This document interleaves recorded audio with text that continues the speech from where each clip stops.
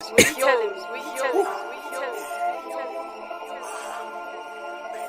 that house now. I'm back.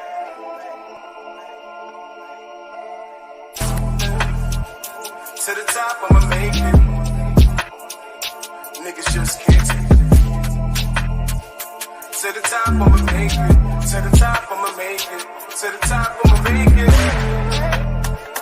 To the top, I'ma make it. Yo. What are you doing?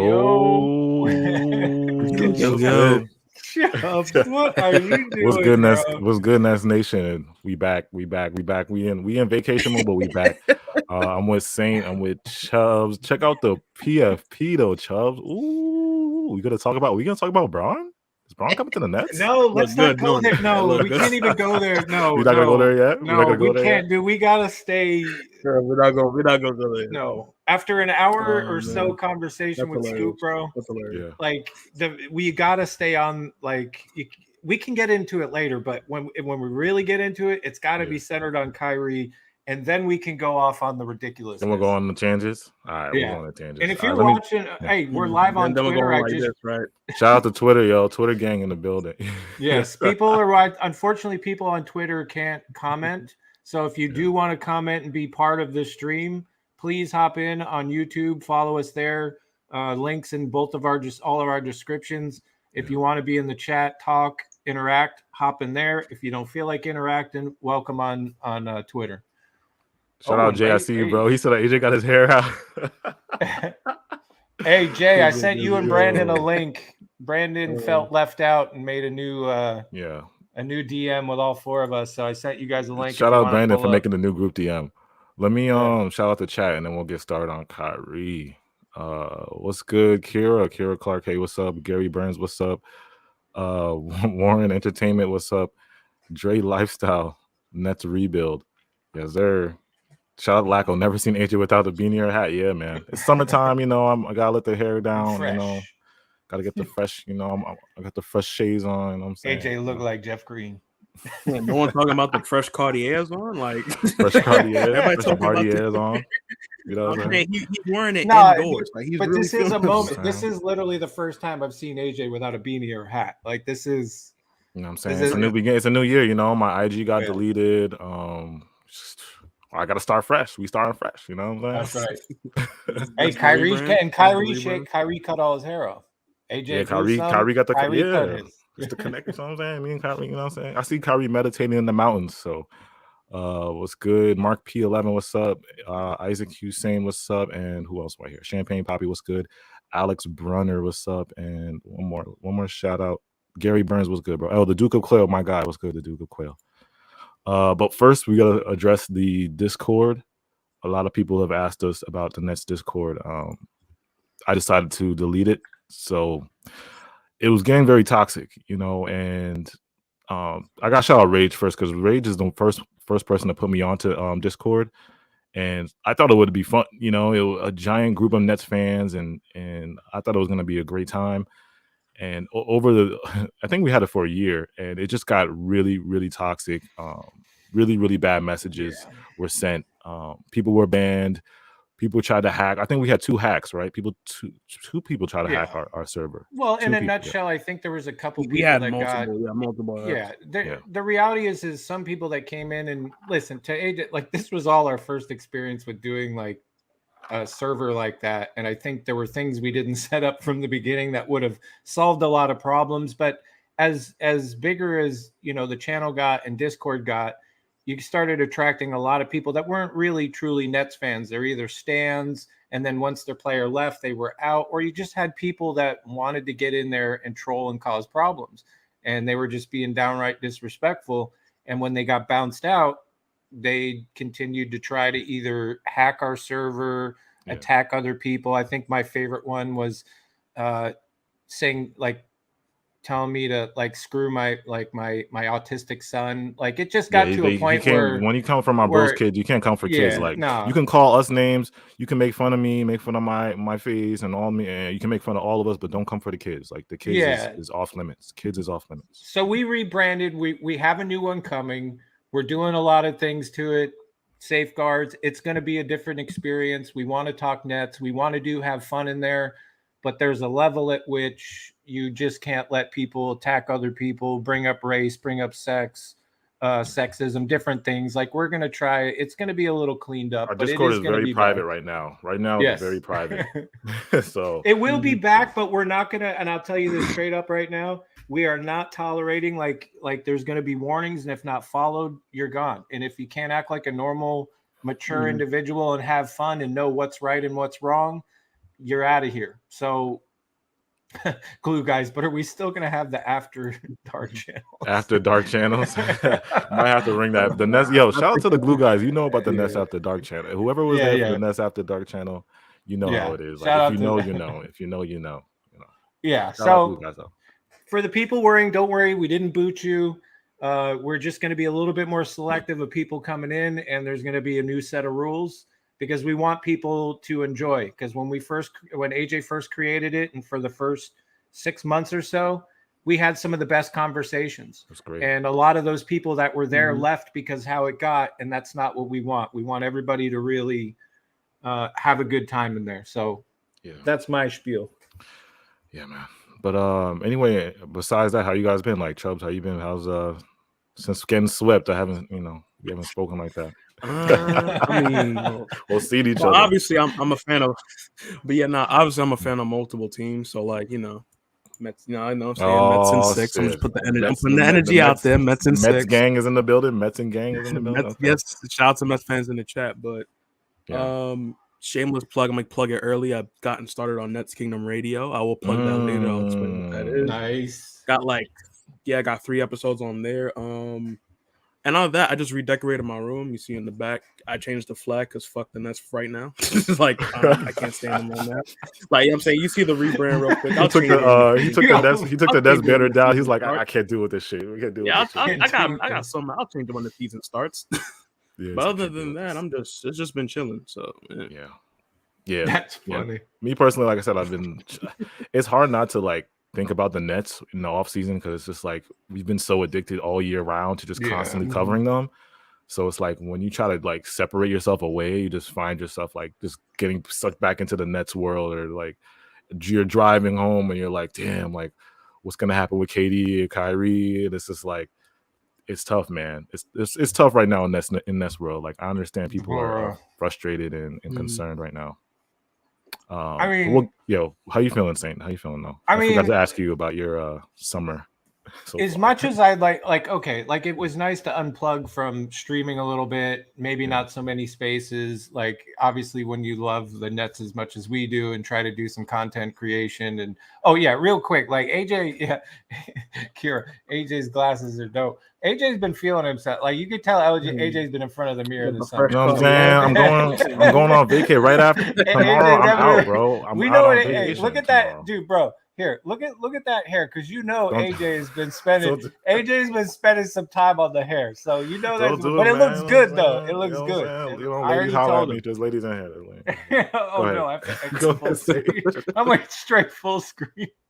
No, but I mean, full screen on me. Listen, I will say this, man. I miss talking with you guys. I think we've stayed connected, but I mean, it's been nice to kind of step back a little bit, not be so plugged into it. But there's always some level of conversation that we're having daily about the Nets and where it stands. So, I mean, listen, I've been off work for a work vacation for 6 months, which I'll be going back soon. So I really can't complain about.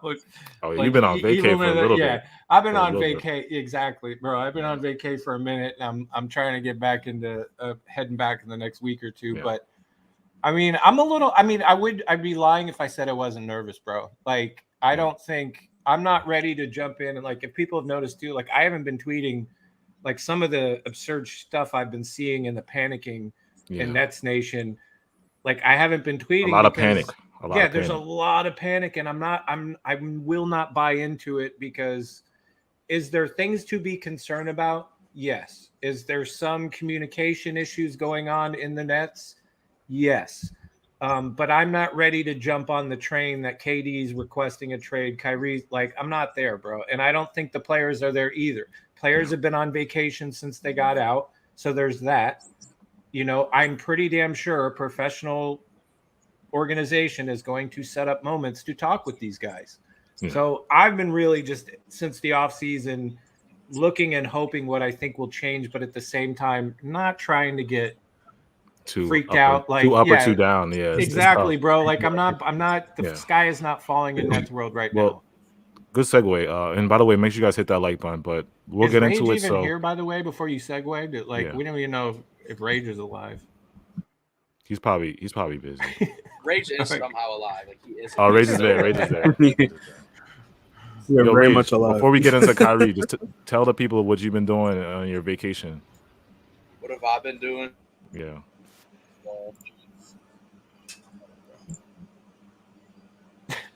Oh, I guess you've been doing nothing. Yeah, I've been doing nothing. All right. Moving on. All right. So can y'all hear me? The news broke. Well, he asked you a question. We heard you. We didn't hear you before. And then you went away, so we didn't know. Wait. Can you guys hear me right now? Yeah, I can hear you now. Yeah, we hear you. Okay. I guess he said nothing. He said, "No, it's just been, bro. It's been baseball. It's been school. It's been working out. It's been that. What position you play in baseball? First base and pitcher. Hey, okay. I was What's your favorite pitch? My sinker. Your sinker. Nice. I was hoping you said knuckleball. No, if I could throw a knuckleball, I'd be an ultimate cheese ball. I couldn't do that. I'm dead. A cheese ball. Shout out to Glue Guys. He said, been a really weird time to cover the Nets. The energy has never really been like this. That's a fact, Glue Guys. It has been a weird time. Yeah, and then let's be honest. The Glue Guys have been stoking that fire, y'all. You guys have been. Oh, Glue Guys! We got a bone to pick with you guys, bro. Some of their intentional Glue Guys. The Bron propaganda has gone too far. Yes. See what Chubb just put up his PFP. You guys, it's your guys' fault. This is yours fault. This is Glue Guys. I blame you. This is why Chubbs put that as his profile picture because of you guys. It's your fault. Glue Guys, you have been making the Bron propaganda just explode on. He says it's all smelts. It's all smelts. Oh wait. You mean this? Yeah, you mean this? Yeah, he's putting it off on this profile picture is beautiful, ain't it? Oh my god! All right. Like, how do conversations like this even get? Like, how does that even happen? He says he has zero chill.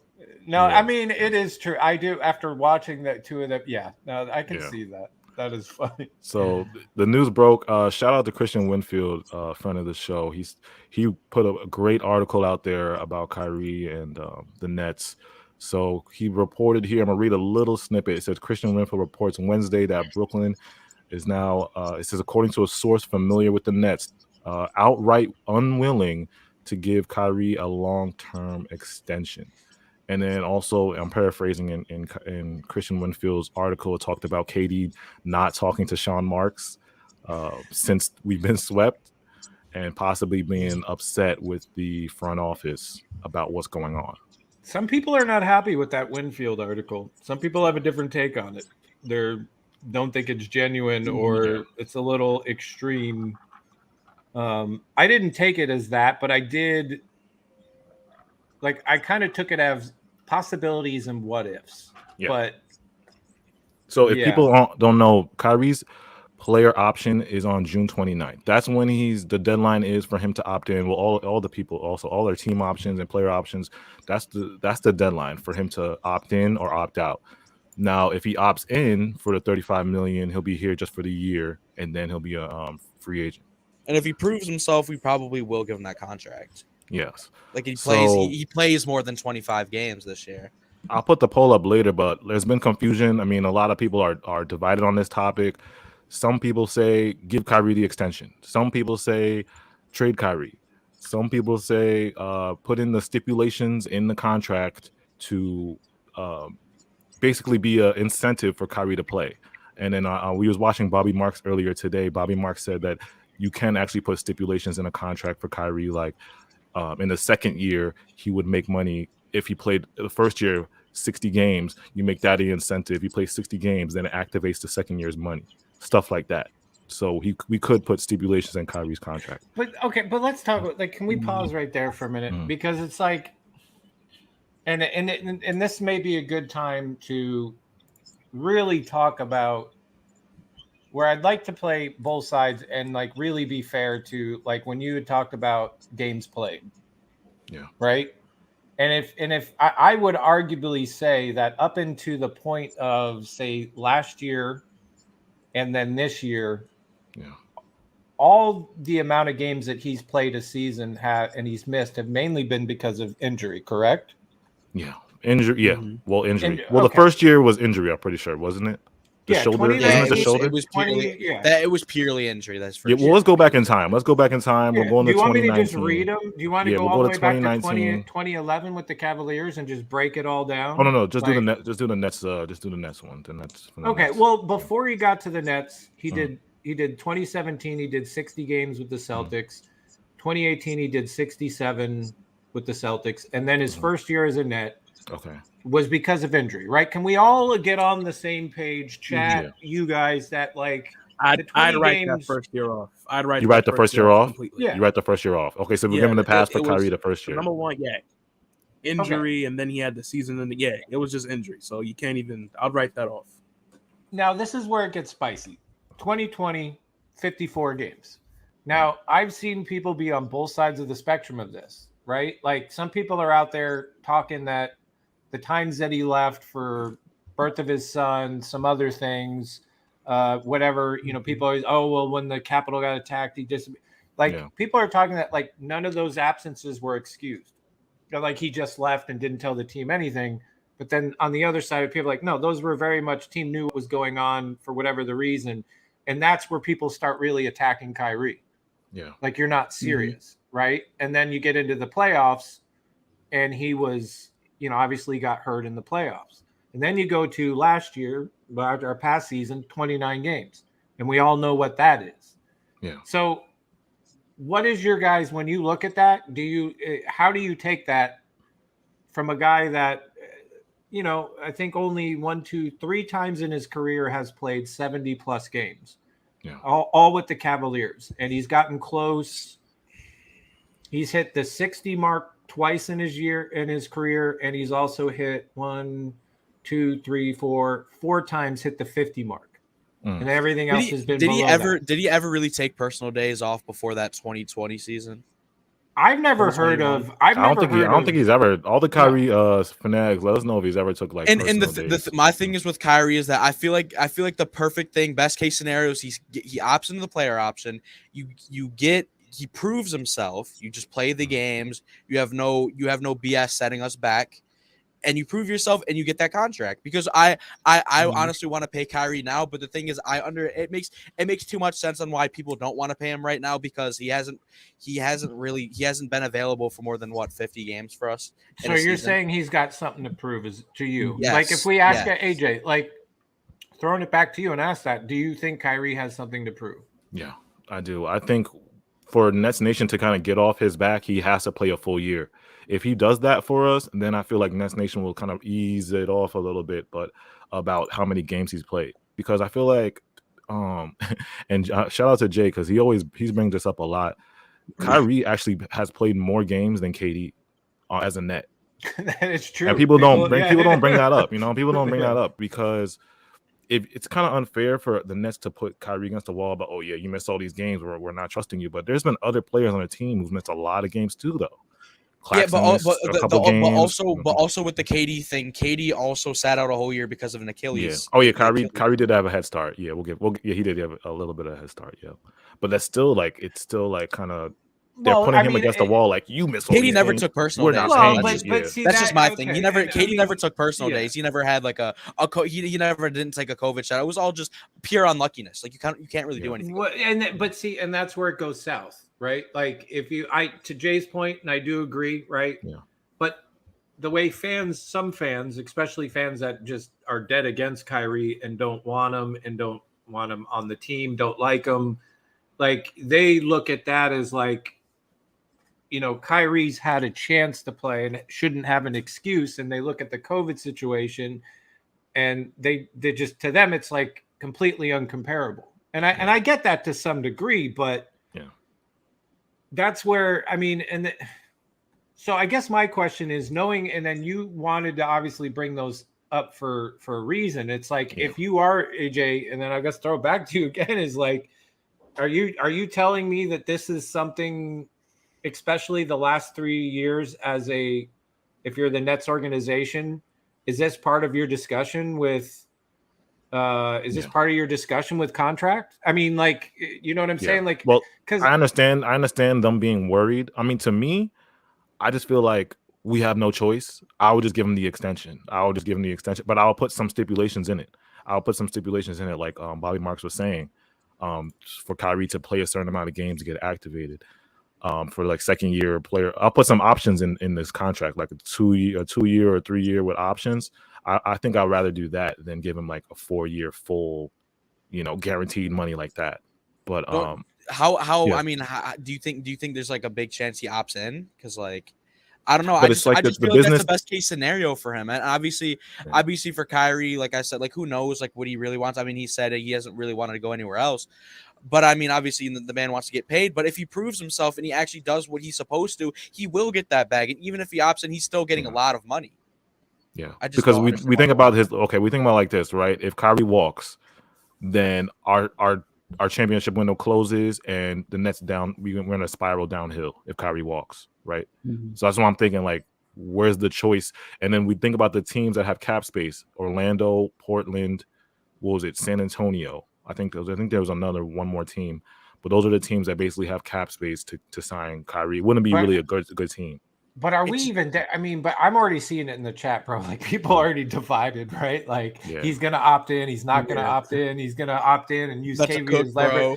But I mean, but to the question though, I mean, do we really think? I just have a hard time believing that when they sit down, they're going to be super. Let me just make this point and I'll shut up. Is that it's one thing to go to Kyrie and talk about contract.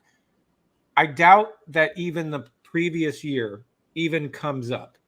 Yeah. Like about him taking those days. I highly doubt that even comes up because you saw Paul Millsap. You've seen other players leave the team at various times I don't even think that's the issue. I look at it as, do you think there's going to be language in something that protects them from a COVID 2.0? Do you think that is more of a realistic discussion where it's just like, hey, we're in this new COVID world and we understand how you feel and we want to honor that. But at the same time, you've got to allow us to protect ourselves that if, say, something else like that happens and we're back here square one again, because who knows if that's going to happen or not. I mean, I mean, do you see that as more a realistic? I see why that's why they're being hesitant. Yeah, because they're afraid of another kind of outbreak or something happening like that. I can see why there's hesitation there. And I don't think Kyrie would be opposed to that conversation either, though. I mean, listen to things he has said, unaware, didn't know the consequences, didn't realize how it was going to affect. He hit the decision that he made. He did acknowledge it affected him. Yeah. But Chubb, sorry, the team. Go for it. Yeah. The team. Yeah. Yeah, but like one thing no one's really talking about is Kyrie ultimately has all the leverage here. Like, number one, we let him walk. We have no money to sign another star. We're still over the cap. We're basically trapped to sign him. So it's not even about what can we get, how can we pivot off of him. It's more of so how much are we going to give him, and is the contract going to be enough to protect us from him potentially missing time? Yeah, like if him missing time is not going to hurt us in the process.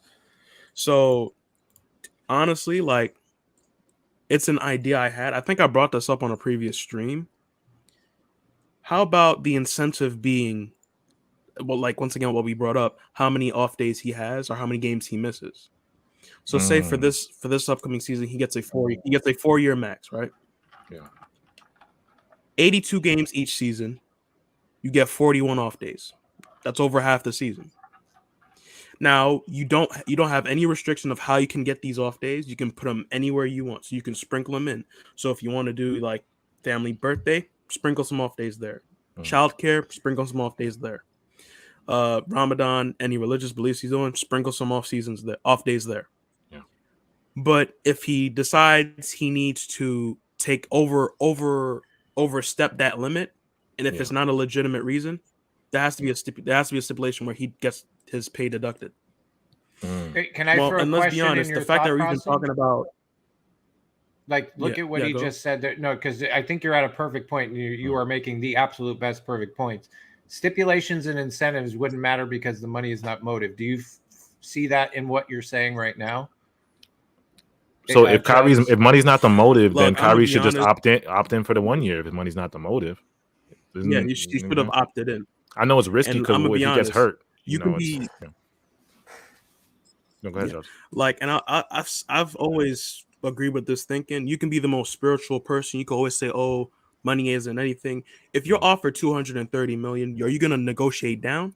I know, but I'm just. But if you are offered $230 million, are you going to negotiate? You're not going to say none of us. He's not going to say no to that, buddy. Trust me. No, but I mean, but you can't also, you also can't come at Kyrie and be like, think that money, like just throwing that money is really gonna.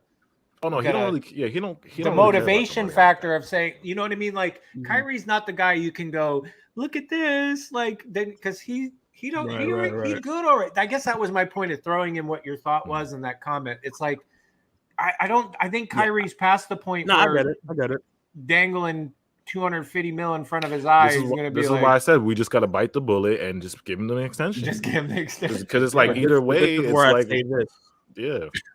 But this is why I say this. If you've been reading the news, Nike ain't too happy with Kyrie and they might drop him. For whatever reason, I don't know. He's like has like the best selling sneakers. But losing an asset like Nike, that's a big hit to your bank account, especially for an athlete like Kyrie Irving. Yeah. Like I don't know any other sponsor. Where's he at in he basically said that his contract he said his contract is he's number one. He's number one. He's number one. I'm sure he's number one. Yeah. Like the best sneaker right now. Yeah. I think it's him like, and KD. Look at that. Number one, number two. Yeah. So it's like you have an opportunity to make more money. So obviously, like that $230 million you can get, that's damn near a safety net if that Nike shit goes down the drain. Yeah. That's just like and Jay from B. Obviously, Kai doesn't care about money, but you gotta understand this is also a business. Like this isn't high school, college. This is also a business. Yeah. I don't know if he was saying that to you. He might be talking about this. I don't know. I don't know if he was talking. All we're saying is somebody dangled $200 million. I don't care how rich you are. If you put $180 million in my face, I'm taking it. I don't care if I already have $300 million. Yeah, but let's be real, dude. We're all taking this conversation from broke ass angle, right? Yeah, and we're talking about a time. We're talking about a dude nothing is like nothing. I'm out here eating I'm out here eating ramen and shit. Ramen and eating ramen. Bro, I'm just saying, like he's proven to you that he's willing to not. He's willing. He just basically told you, bro. 18 mil, 20 mil. All right. See, because this is what happens. Because I'm the one who said we might as well just give him the extension. We might as well just give him because it's Nets fans. It's y'all in the chat, y'all on Twitter right here, y'all in my mentions. We can't pay Kyrie. He doesn't show up. Kyrie, we can't do it, man. He does Ramadan and he prays and like y'all in my mentions crying about Kyrie, like y'all not paying him. Like just what do y'all don't even want to give him an extension is wild. like don't even give him an extension. Let him walk. Are you serious? Yeah, it's like, and like who we get, like we're kind of trapped. We have to pay him. Who else can we get out there? That's what I'm saying. We have no choice. That's why I said we were married to Kyrie because like we have no choice. Like I don't think there's a choice here. Like Kyrie has to come back. You know, he has to. I put a poll up, so make sure you guys vote in the poll. I put, do you want to keep Kyrie Irving? Yes or no? Right now it's 169 votes. Oh shit! 75% said yes, and 26% said no. So its majority is. I'll keep it up there. Bishop Janet is hilarious. Oh yeah, Uncle Jay's in the building. Let me read some comments about what people are saying about Kyrie. So somebody said, shout out to DL. He said Kyrie plays half a season every year. KD would be glad to have a player like Donovan Mitchell by his side. Wow. Somebody said there's a new article on Bleacher Report saying Nets are open to do a sign and trade for Kyrie. I saw that too. Wow. Yeah, Marcus Messiah. Yes, I'm serious. I'd rather start over than some doormat. Wow. Y'all really want to get rid of Kai, huh? Glue guys said they clicked no on your poll by accident. No, you did it, Glue guys. No, you didn't. Yeah, no, you did it. You meant to do that, Glue guys. We may have to have another conversation with them very soon, either on here about some of this. We may have, yeah. It's just like I said, people are so divided, but it's like, well, I mean, but that's the thing, bro. It's like I've been really trying to find like middle ground, or try to get people to find like a middle ground on like a conversation about Kyrie, and that's why I keep bringing up like things that he has said that shows ownership of the things that people are pissed about, but they don't want to hear it or they don't believe it. They still have this already predetermined decision about Kyrie. They think next season Kyrie's going to find his new agenda to not play games, right? Like there's already this predetermined thing that if we sign Kyrie for another extension and we give him the bag, that we're basically going to get we're going to get our money wasted. We're going to get a repeat. And then this is why I brought up breaking down those years. All right. Like outside of COVID, if COVID never happened, we're not even probably having this conversation. Right. Like, and it's like, if you want to make COVID and like base your argument off Kyrie, like Kyrie is one of the millions of people in the world that didn't get a vaccine. It just so happens that he's on one of the most popular teams. He's in one of the biggest media markets. He's being used on so many different things. So, and we all agreed first season was straight injury. That's a good point nobody complained. Yeah. Second season, he played a good portion of games, but yes, he missed some for personal reasons. Me personally, I didn't care at the end of the day because he was there in the playoffs and was playing perfect until a certain player injured him. Yeah. Right. And nobody would have said anything. Then you fast forward to pandemic. Who would have saw that? So I try to bring people to a middle ground of like, I can understand looking at a person that, if you want to have a different discussion about injury history and being able to stay healthy through seasons, that's a different conversation. But people are now trying to take and smash it all together and just say he's trash. It's getting out of hand. What's up, Jay? Welcome. Pandemic wasn't in his contract.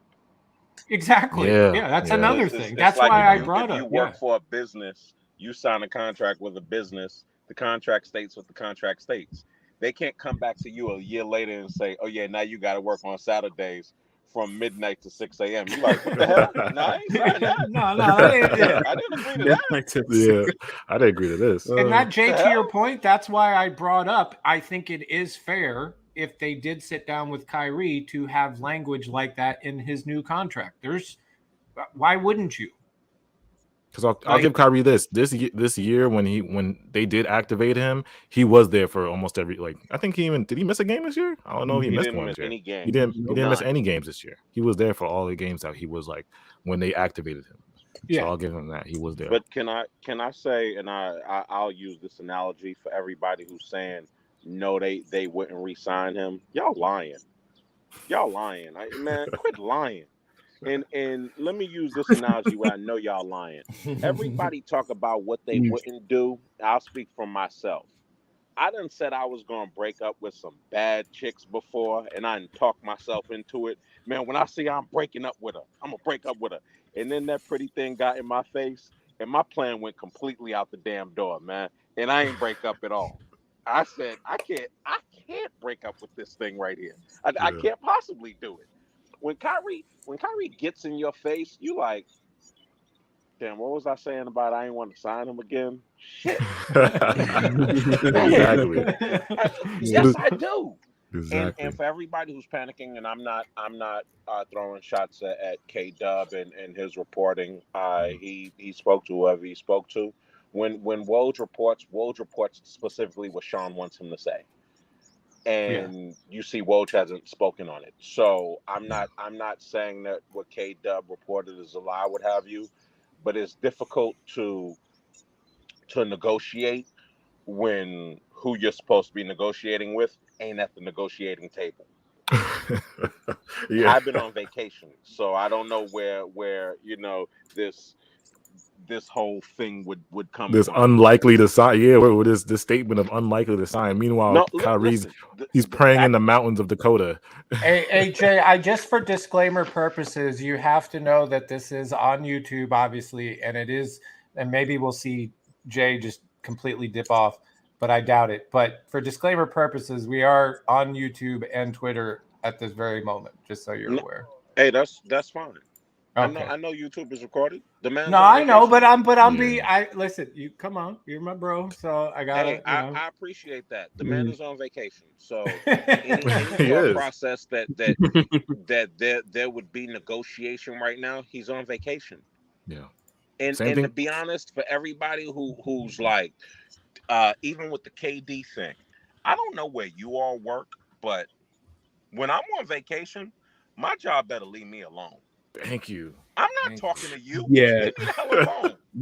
I'm not an on-call doctor. Leave me alone. That is so crazy. Leave me alone. That's the last person I want to talk to. And Jay, sorry to cut you off. Leave me the hell alone. I ain't talking to you. But Jay, sorry to cut you off. I'm not checking emails. I'm not answering phone calls. I'm do not disturbing you. Leave me alone. Yeah. But sorry to cut you. Like, people need to understand these players. Can you read that? Human. Can you read that before you go on to it? Just read the super chat. Yeah, and then make your point. Sorry. Okay. Stephen A is heading the media attack on Kyrie. They're not telling the complete truth about his missed games. Probably. I don't get like Stephen A just hates Kyrie. Shout out E King. Appreciate the super chat. What are you gonna say, Chubbs? But like the idea that the idea that these players cannot just enjoy their livelihood like after getting eliminated from the playoffs is very like that's toxic as hell. Like this isn't like high school. This ain't like no Disney movie. Like you got to be immediately in the gym after you lose. Let these people live their lives. Yeah. Like someone get on KD. Like he was in Monaco. Okay, let him live his life. He can't go like he literally.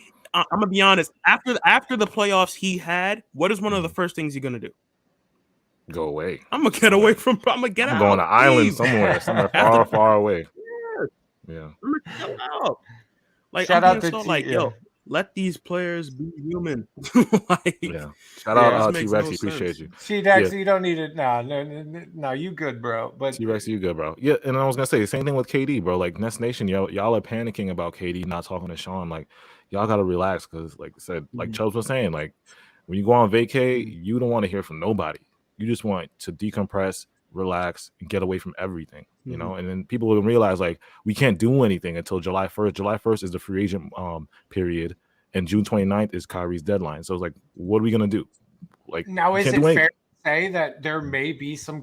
Is it fair to say too that maybe, like in light of some of these assistant coaches being let go and other things? I mean, listen, it is. I don't believe it's as dire as everybody's making it. All the trades, this, that, everybody's leaving. Oh my God, Katie's going to the Phoenix Suns. Like, I'm not there, but it's like it's also fair to say that I'm pretty sure they're looking at maybe some of the moves Sean Marks are making as far as letting go certain assistant coaches and are a little annoyed by it. I don't think that's out of the realm either. I mean, this also wouldn't be, and this is the other part that drives me nuts. It's like, you look at how long KD and Kyrie have been in the league. Is this the first time that they've seen a general manager or coach or an owner let go a player or personnel person that was vital to their success at times? No. And they still manage and they still stay on the team.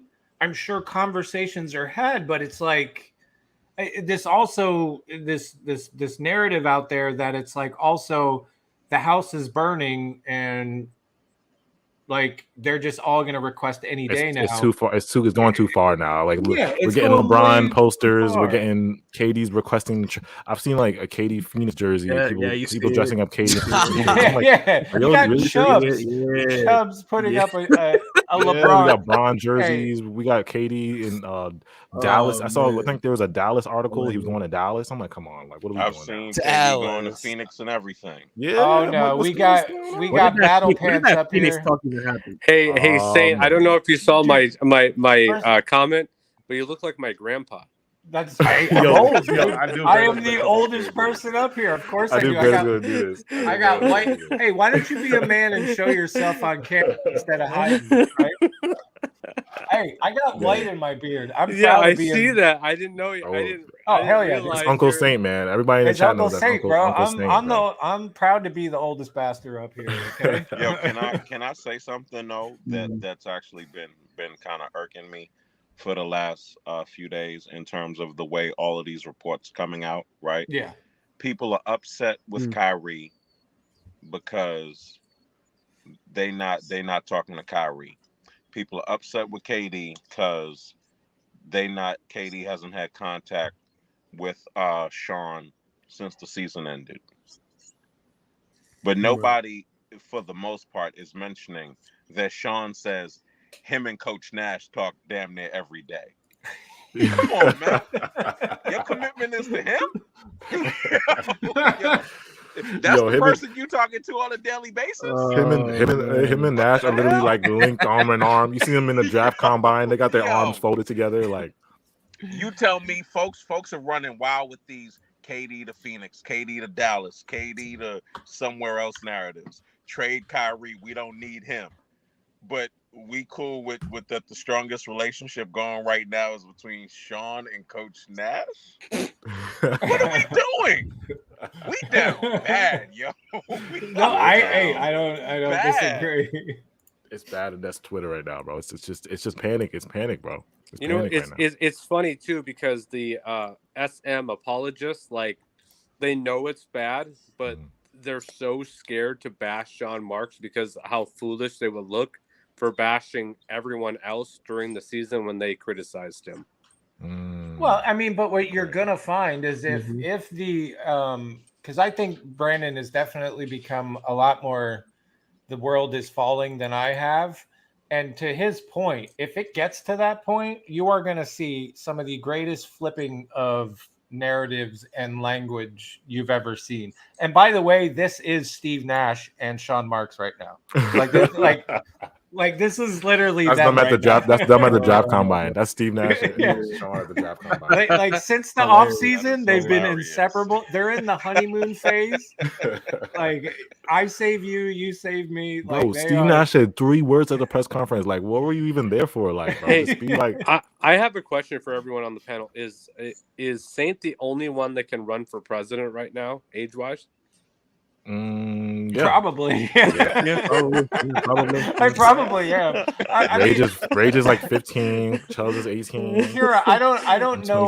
Kira, I don't. If you clearly haven't been listening to me, I am not a Sean Marks apologist. Yes, you have not. Kira. Oh no, I knew. I should have never let Brandon water holder for Sean Marks in the world. If there's enough people in here that actually used to be on Twitter Spaces at the beginning of the season, you will all remember when I brought up red flags and issues that we have plenty of streams to back up my words of they're not recorded. There's something not right.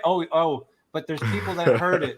There's something wrong with the Nets, and you would just attack me. Negative Nancy. Why are we panicking? There's nothing wrong. The amount of water that you carried for Steve Nash was damn near your best friend, Brandon. Like, don't even pretend. Captain Steve. You remember the Slam article they put him? They put him on the cover of Slam, like Captain Brandon Canada has or something that like that. sign. Brandon has a signed copy of that. Yeah. You said Brandon got a copy of that? Yeah, Brandon's got a signed copy of Captain. Yo, find that Steve Nash post the Slam. One? I think he's on the cover of Slam. He's on the cover of Slam. Right now. Yeah, it's like I'm gonna trash Shane for that trash hat he's wearing right now. Don't do that. The best league, the best team in baseball hat right now. Yankee world. Congratulations. Thank you. See, okay, real quick pause. I asked Jay to do this, but Brandon, you need to take some lessons from Jay here on how to adequately be like a Nets fan. Like, act like you've been here before. Just follow Jay's lead. Because you heard him. Congratulations. He's not out here talking smack every day. You know, it's funny. I just got to put you Yankees fans in your place. What place? What? First place? First place? Okay, no, put me in reality first is going to place. smack you in the face. The best team you guys have played all season have been the White Sox, and they're hovering around 500. Hey, you used to say, hey, you play what's in front of you. Everybody in the chat, if you're a Mets fan, make sure you guys play follow what's in Brandon. He's front gonna of start a you. Mets fan page called Mets Daily. That's what Mets Brandon's gonna Yo, start. DL said the panel could have a conversation about what contracts could be cut and what stars could be attracted to replace Kyrie if need be.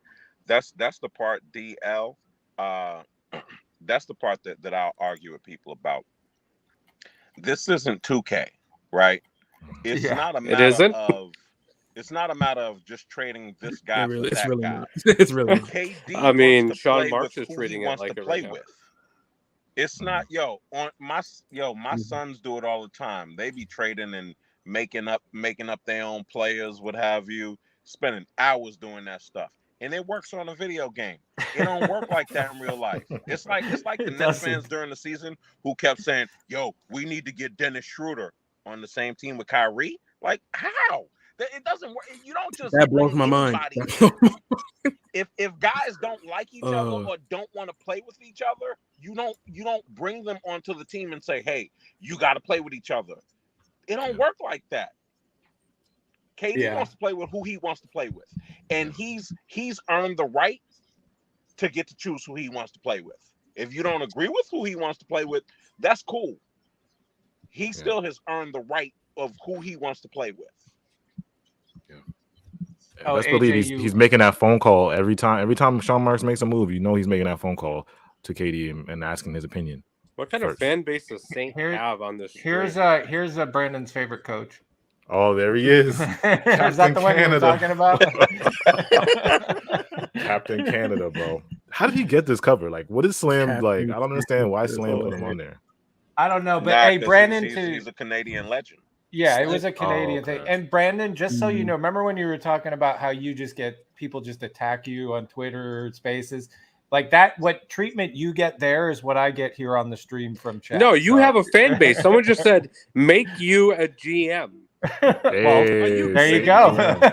I know nobody's ever told you that, Brandon, but don't be jealous. No, I would not want Saint as a GM because he's just going to go into panic mode game one. Well, maybe if if the team had listened to me early on in the season, we wouldn't be sitting where we are right now. But that's okay. Hey, all right, so I guess we'll going fast, but I'll read one. My holy king said KD doesn't pay the players the Nets do. Don't miss the point that I made. Yeah. The Nets can pay whoever the hell they want. If KD says trade me, then what? Then what? Yeah. You're gonna tell KD, no, I'm gonna trade for who I want and you'll play with them. He'd be like, what? No, I won't. Trade me. And then what? Then we trade him and where are we? Middle pack. We would be better. I will say this. If this happens, we're better off we would have been better off re-signing D'Angelo Russell and signing Tobias Harris. Oh my god, still loading. What are you doing, Brandon? I'll one up you. We would have signed Julius Randle. Oh man, we would have had the twin towers of Tobias and Julius. Not Julius. Chubbs, do y'all remember? I remember his name was linked to us before we got KD in 2019.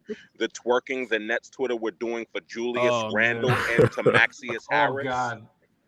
Yo, they were lusting over pairing those two with that guy that's still loading. Lusting over it. Yo, we gonna get to Maxius. Oh man, I was the leading train for that duo. Yeah. Even glue guys had to say oof. That's a Maxius Harris. Yeah. Oof. I guess we're done on the Kyrie. I guess we'll move on to the Nicholas Claxton, Bruce Brown saga. Well, here, real quick before you do that, predictions. I think he signs the max, no big deal. Predictions? Yeah, I'm going because I think there's max. We're done with the. I'm thinking 3 years with an option. I expect him. I expect him to total 4 years and possibly retire right after. Ooh, damn, Kai, Rage, what do you got? I think he opts into the. I think he opts in and then signs. Yeah, after. Yeah. Oh wait. So Rage, you said he's going to opt in and just sign the extension, or just opt in? He'll opt into his player option. Okay. What about you, Battle Pants? I think it depends who's the GM come July. Okay. Sean Marks fired? Oh man! Wow. Yeah. Somebody said 2-year option, 2-year max plus 2-year player option. Oof. Yeah, everybody's divided in here about Kyrie, but going to the Nick Claxton, Bruce Brown situation again.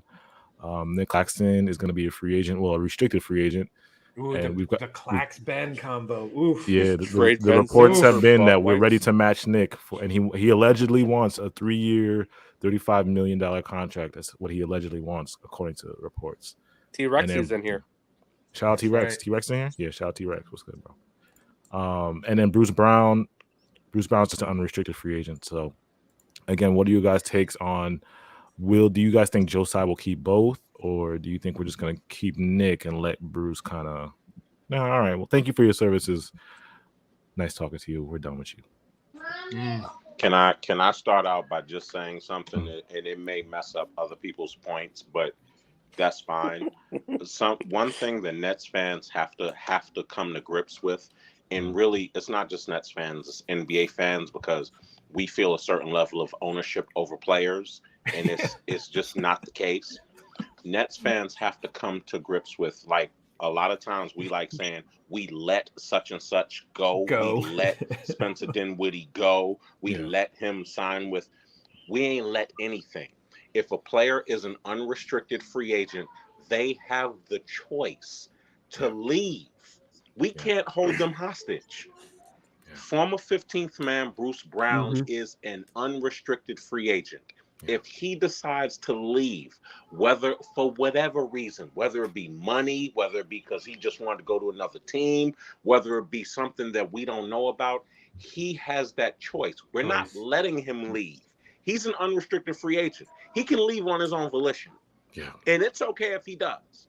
But we're not, that's the part I just wanted to drive home. We're not letting him leave. Yeah. He's an unrestricted free agent. He can leave if he wants to.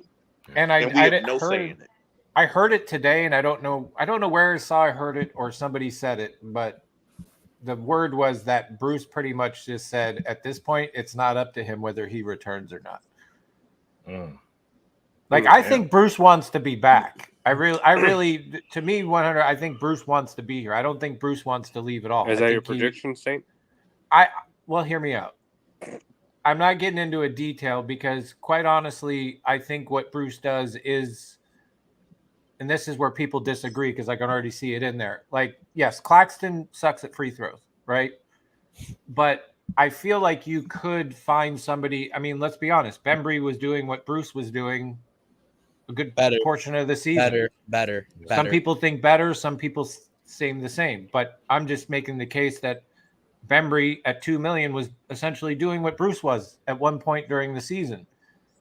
I look at Bruce as somebody now. How do I say this? It's not like you're going to be able to give the money that you're giving to Bruce to somebody else like that, right? Because of where we're at with cap. We're in another one of those scenarios with cap spaces. Now, I do believe you could replace Bruce's services with somebody else far cheaper if you had to. But finding somebody with the issues that I've had with Clax, which is well documented on this channel, is he also completely changed after not only did Bruce, but so did Clax. We all saw Clax take a leap that we all were complaining about. Yeah. And he did a lot of things that I argued for and said I would have no problem with Claxton if the man would just give me 10 and 10. And he damn near got close to that all the time. So plus you have a guy that's 6'10". We're talking about getting bigger, not smaller. We're talking about we need wings. We need great defenders. We need bigger guys. And it's like for people that are willing to let somebody that 6'10", 6'11", the guy can guard 1 through 5. Yeah. He's obviously a type of body and player that you need as this NBA is changing, that if you're giving me a choice, I'm keeping Clax over Bruce. Now, could we keep Bruce and I would be okay with it? Yeah. But, I mean, that's the question. Are we making a choice or are we just keeping both and moving forward? I mean, that ultimately comes down to whether like Joe Tsai and them are willing to pay. If they're willing to play the tax, bring them both back. But depends how cheap Joe Tsai is. Yeah, exactly. That's the biggest question. All of this, like, if he's willing to just go deep like the Warriors are, well, then fine, bring him back. Like, because that luxury tax is gonna be if he keeps both, it's gonna be up there, man. It's gonna be definitely. We're gonna be in Warriors category. We're gonna be in Warriors territory if we keep both of them, and if he gets Bruce, I think. And it's crazy. Shout out to Netcast if Netcast is watching. Bruce Brown liked one of their tweets. It said that he's what he said. What did the tweet say again? That he said something like about making 14 to 18 million. 14 to 18 million. If the Nets don't pay that, he's not sure. Or I think that's what Netcast said. And he liked that. Bruce liked he that liked tweet. He liked the tweet. So it seems like Bruce might want that 14 to 18 mil a year. So that he doesn't deserve. Okay, well, no, this is perfect. Rage. If you don't think it, let's have the opposite side. Like I think he's worth 8 to 10 million. I don't think. He's worth I agree. 18 that's exactly the price range. But throw it out there. Get in there. The reason why it's just he's like his skill set's replaceable. He's sick. There's a lot of guys who are 6'4", can play defense, can't really playmaker facilitate. Or scrappy on defense. You can get that a lot of places. I mean, we had Bembry. He was on a vet minimum contract. It was crazy. Yeah. Vet minimum. That's insane. Like he was getting paid nothing. Bruce got benched, bro. They benched Bruce. Remember when they benched Bruce? Bruce was getting DNPs because Bembry was showing his ass up. This is why Jay calls him the 15th man. Though? But was that his fault? Yeah, because Bembry was outplaying him. Because Bembry was outplaying him. If Bruce was outplaying Bembry in practice, would Bembry get the spot over him? That's true. That's a good point. And I'm not gonna take away what Bruce did. Like Bruce really was great for us, but you gotta look at the fact that he wants that money. Like I'm not paying him more than Claxton. It's just not happening. He just doesn't have the upside. I mean, he got better on that 3-point range, but like I said, when it came to defense, he got exposed in the Celtics series. You go up against a bigger team, he's a liability. You need guys like Claxton who can defend the whole team. He's 6'11". He's literally a center guarding all these. It's a freak athlete. Guarding Jason Tatum. Who's 6'11" guarding Jason Tatum? Let me know. I've seen Nick Claxton shut down CJ McCollum on the perimeter and Luka and all these guards, all these superstar guards. I've seen Nick Claxton. Yeah, it's like people are forgetting. It's not. You can't find that anywhere. We asked Claxton, like Saint said before, we asked Claxton to take a leap. He did that. He got better. His conditioning was better. I saw a little bit of improvement in his rebounding, and I was more impressed with his touch around the rim. He was, like I said, in that Sixers game, when we played that Sixers game and Harden was trying to take charges, Claxton would stop and maneuver around it. Yeah. He's gotten better with that, and I trust him a lot more around the rim than I did when the start of the season. Now, to Midnight's point, Tatum did cook Clax a couple times, but the point I think Rage is saying, which is true, is that we've seen Claxton go up against defensively some of the best players in the league. Yeah, we've seen him go against Damian Lillard, Luka. And it's not that it's not that I'm saying, and Brandon, you could hop in here too, and Jay and Chubbs, is that, I mean, bro, nobody is going to really stop these superstars every time, but it's sure as hell nice to have a player on your team who can do that throughout the game at times you need it. And we didn't have, and it does slow them down. And you want to give it away for Bruce Brown? Basketball is more about timely stops. It's about timely. If Claxton can give me 3 stops in the fourth quarter on one of these superstars, I'm taking it. All I'm going to say is a 6'11" guy was our best option to guard Tatum that series. Let Jay get in there. Yo, with respect to what let me. Go ahead, Chubbs. Yeah, I'll say this. I'm on the opposite side when it comes to Clax for this reason. It's not his free throws. It's just none of that. It's his health. Okay, look, Clax played 3 seasons. Guess the total number of games he played in those seasons. We're doing the Kyrie thing. Should I pull it up? Yeah, we're good. Yeah, just guess how many games he's played in 3 seasons. Probably 63 or 54 or something. 50? I don't know, 50. I say 50. In 3 seasons, imagine how many games he's played in This is total. gonna About- hurt. This is about gonna 3 hurt. seasons. This is regular. Just imagine. I say about 80. And when you pull up that total number of games, I got played it in right 3 now. I got it. seasons, I got it right now. And what's the total? What's the total? No. Let's do it this way. Remember when you tell somebody to guess a number between 1 and 100? No, just yeah. He's played between 1 and 100. equivalent Guess the of number. 94 games in 3 years. Less than 100. 90. Jesus. 94. But I will. But I will say this: each year it's gone No. up. First season was 94 15. games, right?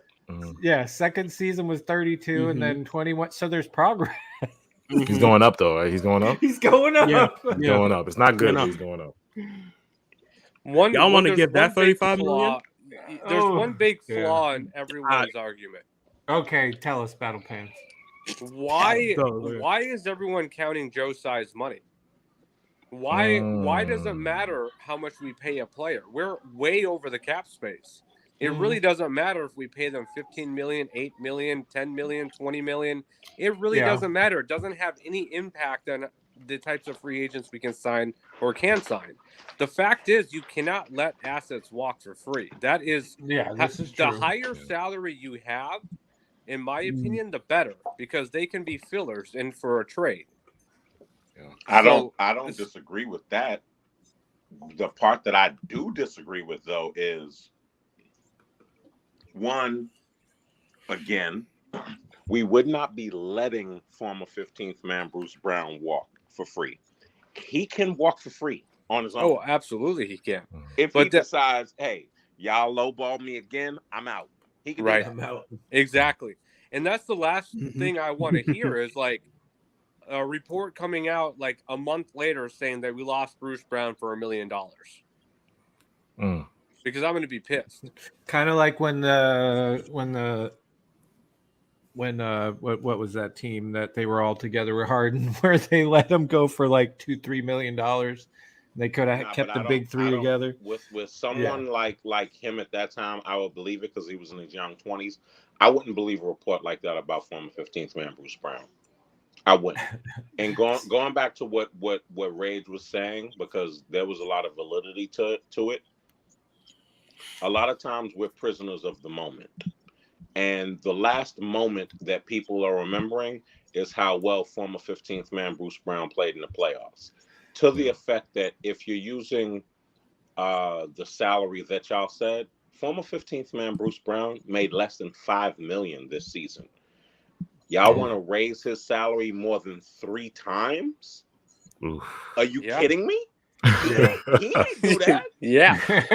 He ain't showed himself to be no $15 million a player. That's why I said 8 to 10. Yeah, I'm not comfortable with 8 to 10. I'm comfortable with a team that is over the cap, who is not able to get free agents to come to them, i.e. Minnesota or a team like that, and signing and trading him there. For who? Yeah. Minnesota will I was just gonna put that picture up. You don't want to pay this I'm man? asking for one of 3 people. I'm asking for J-Mac, I'm asking for Jared Vanderbilt, or I'm asking for Patrick Beverly, who's in my top 5 of guys I would like to trade for. I think they would rather part with Patrick Beverly over the other 2. I would gladly do that. You would take Pat Bev to replace Bruce? What? I would. Oh my God.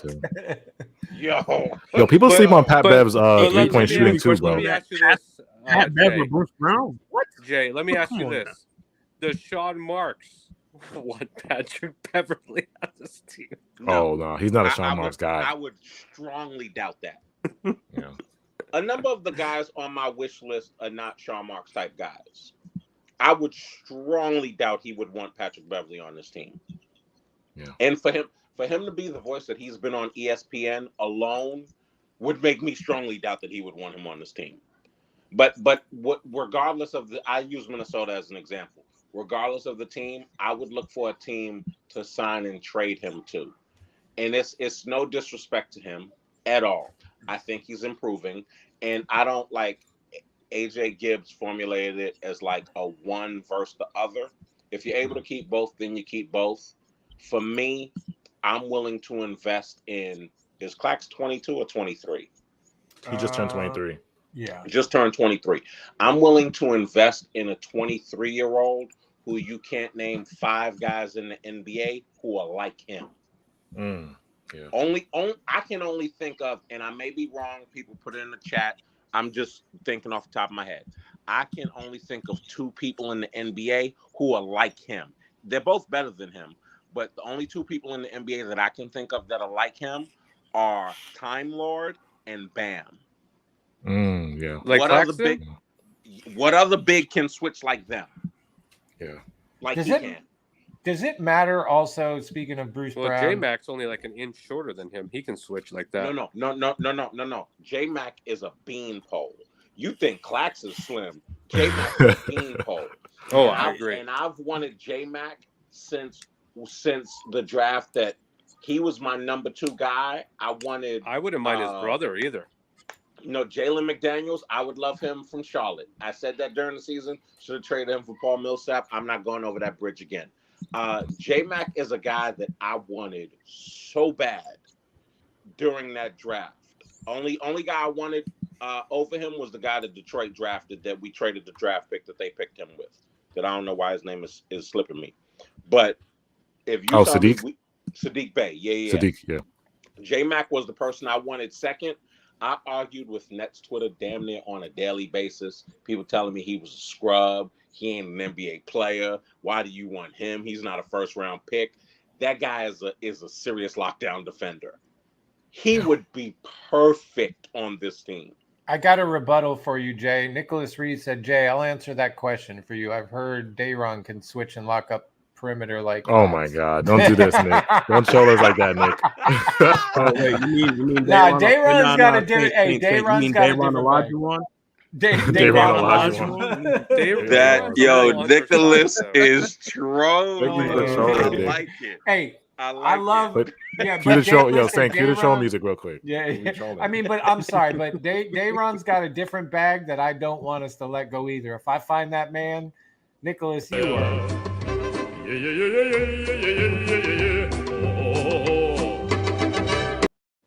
Yeah, no. Well, I better not see Nick. I better By the not way, see Dayron Sharp's name in any trade. Shout out Dayron. I love Day Day. You might say no. I don't. disagree. Did you wait? You just said you disagree. I do that, disagree. And Oh, Twitter, I don't want to hear Twitter, this. and people on the stream may not like it, but I would definitely look. I wrote down the list. I had like 50. I think I had 52 guys on there, either free agents or trades, who I would like to get on the Nets team. Obviously, we can't have 50-something guys, but who I would like on the Nets team. The person who is number 2 on my list, I would definitely include Day-Day, and I think they would ask for him. I would definitely include Day-Day for him. Yeah, and he's referring. Why to do they? Why do you guys keep wanting to get rid of my favorite? He's centers? a trade. I He's a was trade. Jared Allen. He's a trade piece. But I'm I'm like I said, we I disagree. No. I want to keep Day Day. That's just my Yeah. opinion. But Jay, I understand. I'm not married. How about I tell you who the guy is that I'd like to trade? PJ Cam Washington. Thomas. Cam Thomas. No, I would the second person I don't know if I said on this stream. Maybe it was with Scoop. But the first person I would like to trade for is Draymond. I know it's pie in the sky, it's far-fetched. That's fine. Yeah. The second person I would like to trade for a number of reasons. I don't know that this team is willing to trade him, but I would ask, and I would include Day-Day, at least the first-round pick for him, is Jakob Poeltl. Oh. Yeah. That's tough. I mean, you would do that. You would do that, Chubbs? For anybody who doesn't understand I do. who Jakob hell Poeltl yeah. is, check his defense Oh, on yo. Joel Embiid, and Nah, you'll understand. I like Jakob Poeltl, man. I'm not gonna lie, I do like him. So we would have Saints to like give him no. AJ, I'm married to Dayron. No, dude. Listen. Nah, I AJ, am. If I have to call myself a stan for the first time, I was a Jared Allen stan, and I really I'm sorry. I like what he brought to this team, and you Day-Day's saw him go ceiling to is- another team. And Yeah. Day-Day's got a bag too. I mean, let's His not ceiling is pretend like you don't see the potential. Now I understand Jay's perspective, and I probably understand some people where most of these rookies are tradable because we're in a win now mode. And I get that. And I would probably get over it. But for me, like, I do look at a potential of Dayron. I look at a guy that wants to be here. He's already come out as soon as the season's ending. And he's like, I'm going to do whatever it takes to get on that floor next season. Right? Like, that's the attitude that Jay's been talking about. Saint, I agree with you. Yeah, no, I know. But I'm just answering because you said you would include him for XYZ, and I get that. For Jacopo. Yeah. Is it not gonna? It probably won't happen. But I get you. Make that move for Poto. Yeah, I don't disagree. I don't disagree Everybody. with you. Yeah. But please note, let's go some months back on the stream. And for everybody who think I just popped up, I've been rocking with Nets Kingdom for a minute. Let's go months back on the stream where I talked about how deep Day-Day's bag was. AJ was on the timeline on Twitter arguing with me about what was I talking about. Yeah, I was, and I had to. Like a couple months later, I pulled back and I told Jay like, "Yo, I was wrong. Like he was right about Day-Day. Like I could see why you put that there. Like he has the best bag, and like I said, his ceiling, bro. And shout out to Derek. Derek, his dad, too, by the way. Shout out to Derek. Jay, he wasn't the only. He was fighting with me, so it was on stream, and we were fighting about this back and forth. One thing, and I look, I'm a fan of Day-Day, and I'm not advocating for him to be traded.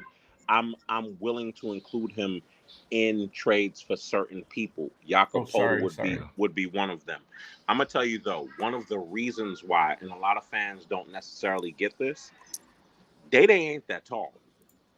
6'9", 6'8". He's not that tall. Well, isn't he listed at 6'10" or 7'1"? Nah, he's either 6'8" or 6'9". I'll tell you right now. I'll tell you he right is now. not that tall. A lot of yeah, he looks tall. He looks tall, but he's not. Yeah. He does not. He looks tall. He looks taller on TV, but on in person, he probably not tall. Have you seen him stand next to KD? No, I'm just saying there's a difference between being tall and looking tall. Like sometimes he looks taller out there in comparison to some players. But are you drinking when you're watching the game? Oh my god. Everybody's tall to you, Brandon. I have a feeling. No, actually, I'm not. I just started drinking again. I have a feeling that you're like probably 5'7", Brandon. So everybody 5'7". That's generous of you. Oh, actually, Dayron is listed at 6'11", 265. Why is he listed at? See, that's what I'm saying. Why is he listed at 6'11"? Who listed him as that? I'm looking up multiple sources right now. Remember, Jay, that was the NBA.com, with right? shoes on now. Okay, so he's you get measured 6'9". with shoes on, though. Got it. So he's 6'9". Yeah, got it. He's 6'9". Yeah. Okay. See, no, to that point, straight Google has him at 6'9". Another stat thing has him at 6'11". Okay, so Saints just lying. NBA, NBA has him. Like people are putting different heights for him. NBA has him at 6'9". I wanted to get a barometer of a few. So coming out of college, I thought he was 6'11". Coming out of college, no, but they always lie in college, and NBA said that they were going around to every team to measure people and put what they are without socks. I mean, without shoes. So he's 6'9". Well, he's only 20, so the likelihood that he could have a little another. Oh yeah, he can still have a little. He could hit 6'10", 6'11", like. That's damn near 7 feet tall, though. Almost. I mean, almost. Let's be honest. It's like. You're missing about 3 inches there, sir. That's still pretty much damn close to 7 foot, though. That's like saying like you're talking like he's short, right? Like 6'9" is not. Either way, the dude does have a bag. He does have potential. My biggest issue with him was about his fouls. Can I say this? His footwork. The only rookie that should be really untouchable at all protected is Kessler Edwards. No, I'll agree with that. Because he is the position of need that this team needs. If you're sacrificing, if you're going to sacrifice rookies, you're going to go with Cam Thomas and Dayron Sharp over Kessler.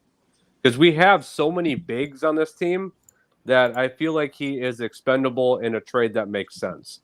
Well, we only have two centers. We only have 2 centers now. A Dayron. Oh, okay. Well, but I mean, as of right now, you may not even have Clax, and Dayron's the only center we have right now. Listen, right? Yes or no? You have yes the only way Clax gets out of the Nets organization is if we don't want him. Well, He's a restricted free agent. According to match some people, whatever we're he about to wants. trade KD. So Yeah, according to Nets Twitter, people don't. We think they're going to sign and trade Clax. That's what everybody.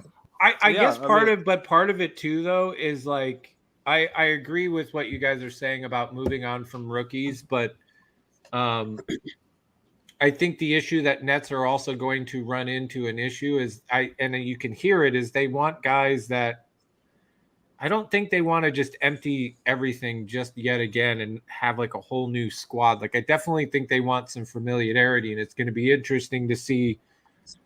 I obviously think Kessler Edwards is a lock, but I think they're really going to value these young guys, and I quite honestly I wouldn't be surprised if none of them get traded.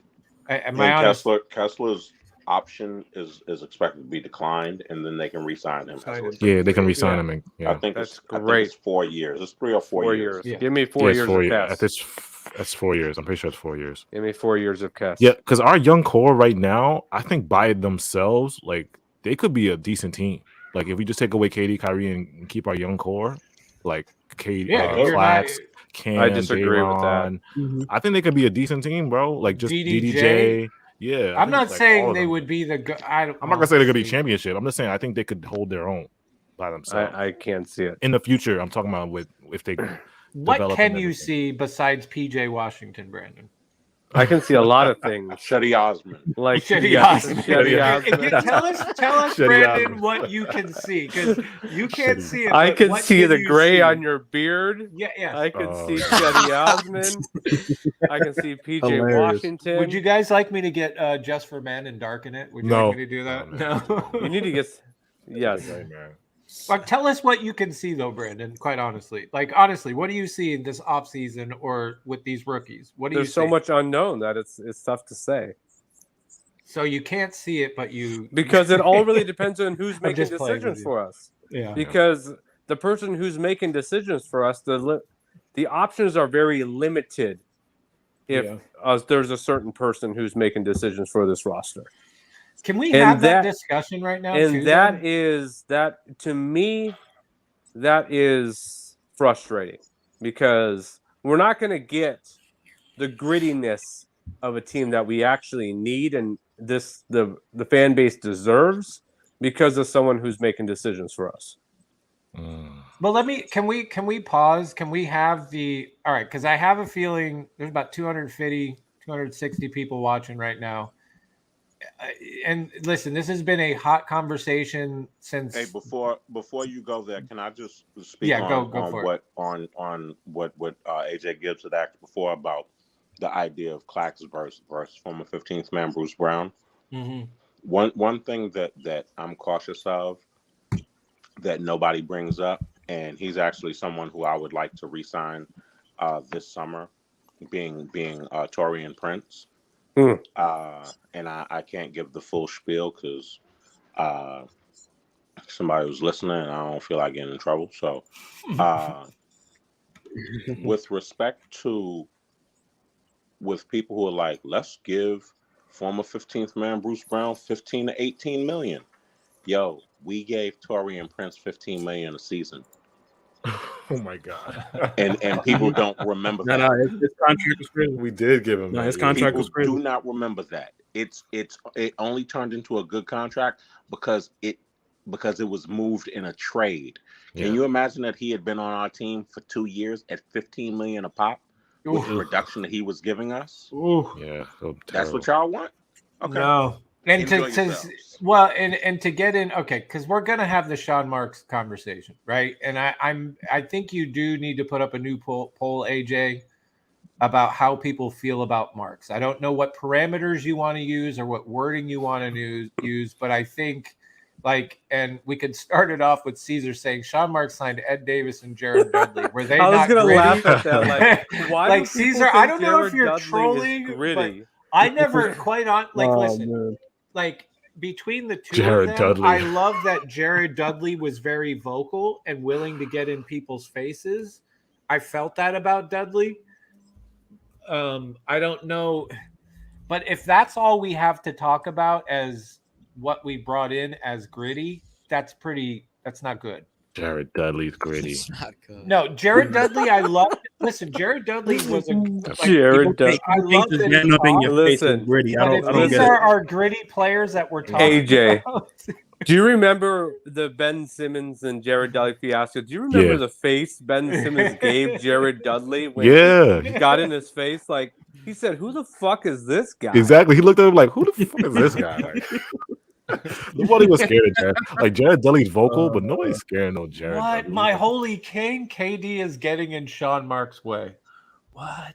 Okay, see, I told you people are going to have different views. This is the poll I put. Do you want KD's Sean getting Marks in to Sean be the Marks' GM? way. Sean Marks is getting in his own way. Yo, Oh, can I speak to what Caesar said though? Because yo, Caesar, you the funniest person in here, man.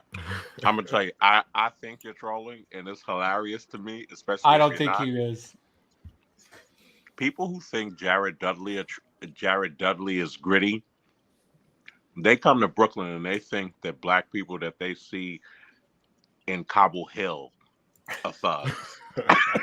Yo, I know exactly what you're Gritty? talking about too, Jay. Gritty. Oh my god. Yo, you think Jared Dudley, Elmer Fudd is gritty. Elmer Fudd is Lord have gritty. mercy. Gritty. That is Elmer crazy. Fudd. Man. He says Oh, people weren't man. scared of Ed Davis? ? No, people weren't scared Maybe of Ed early Davis. on in his career, he might have had a little more grit to him, but Scared of him. I'll give It's Ed Davis crazy more we grit talking than about Jared. grit and we're not. I'm just saying, I the like fact we Ed talking about Davis grit as a respected vet, but Ed Mm-hmm. Davis ain't built like that. He ain't on the court enough. He's not Udonis Yeah, Haslam. yeah. Yeah, there's arguably more gritty guys than both of those two. Like Quincy Ace is arguably more gritty than both of those. Yeah. It's So arguable. AJ put up the poll because let's be honest, there is a split developing in Nets world between whether people want Sean Marks still around. Some people because let's be honest, a lot of people have been finding it blasphemous to even dare to second guess some of the moves that Sean Marks has had, right? I've tried to look at it where I definitely give Sean Marks his props on the things he's done, but I definitely think in the last season and a half, there's been some questionable moves that haven't panned out, or letting go of certain players, but keeping them other players that you're like, huh?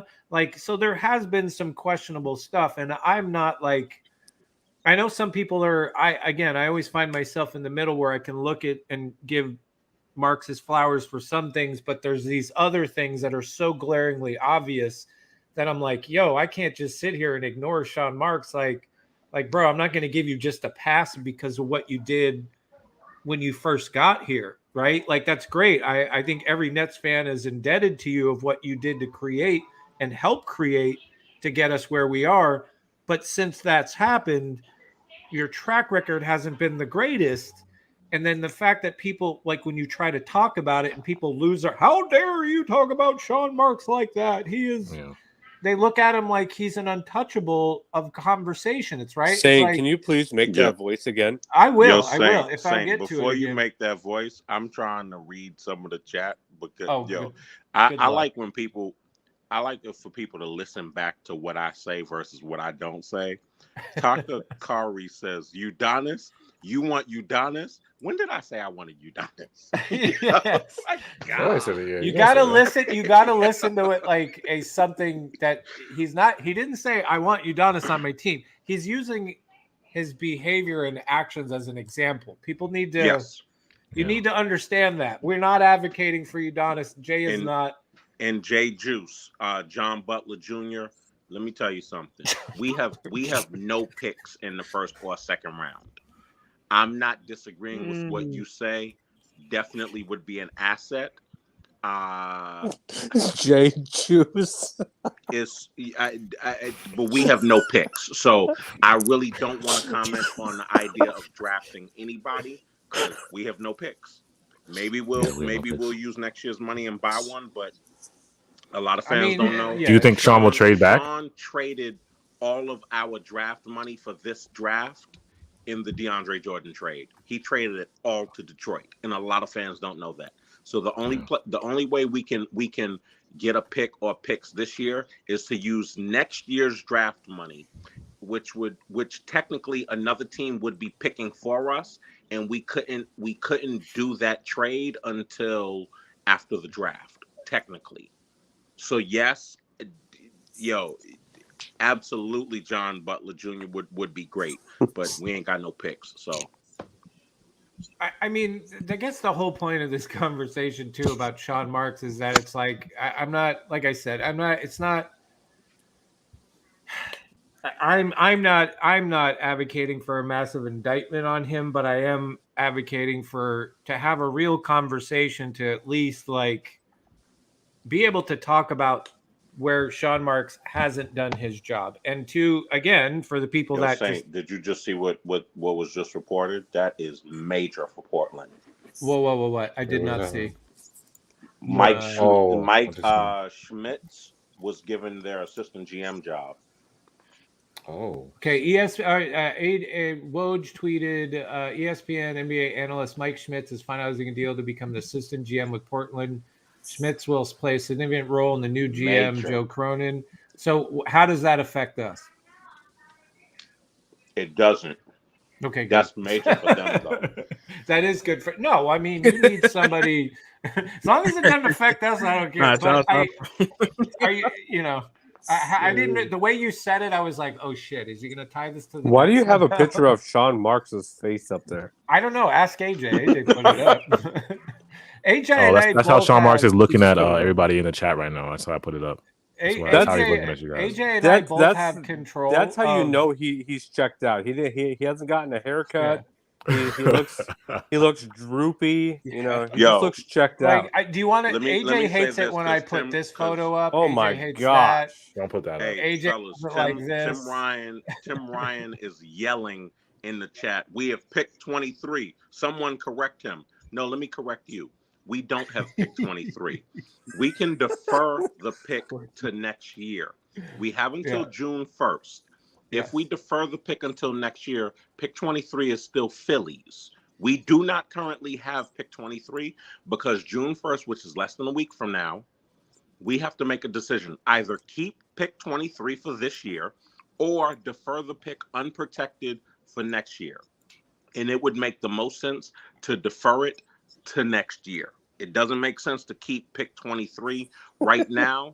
So technically, it's still Phillies until we decide between now and June 1st. He should type in all caps again. We have pick 23.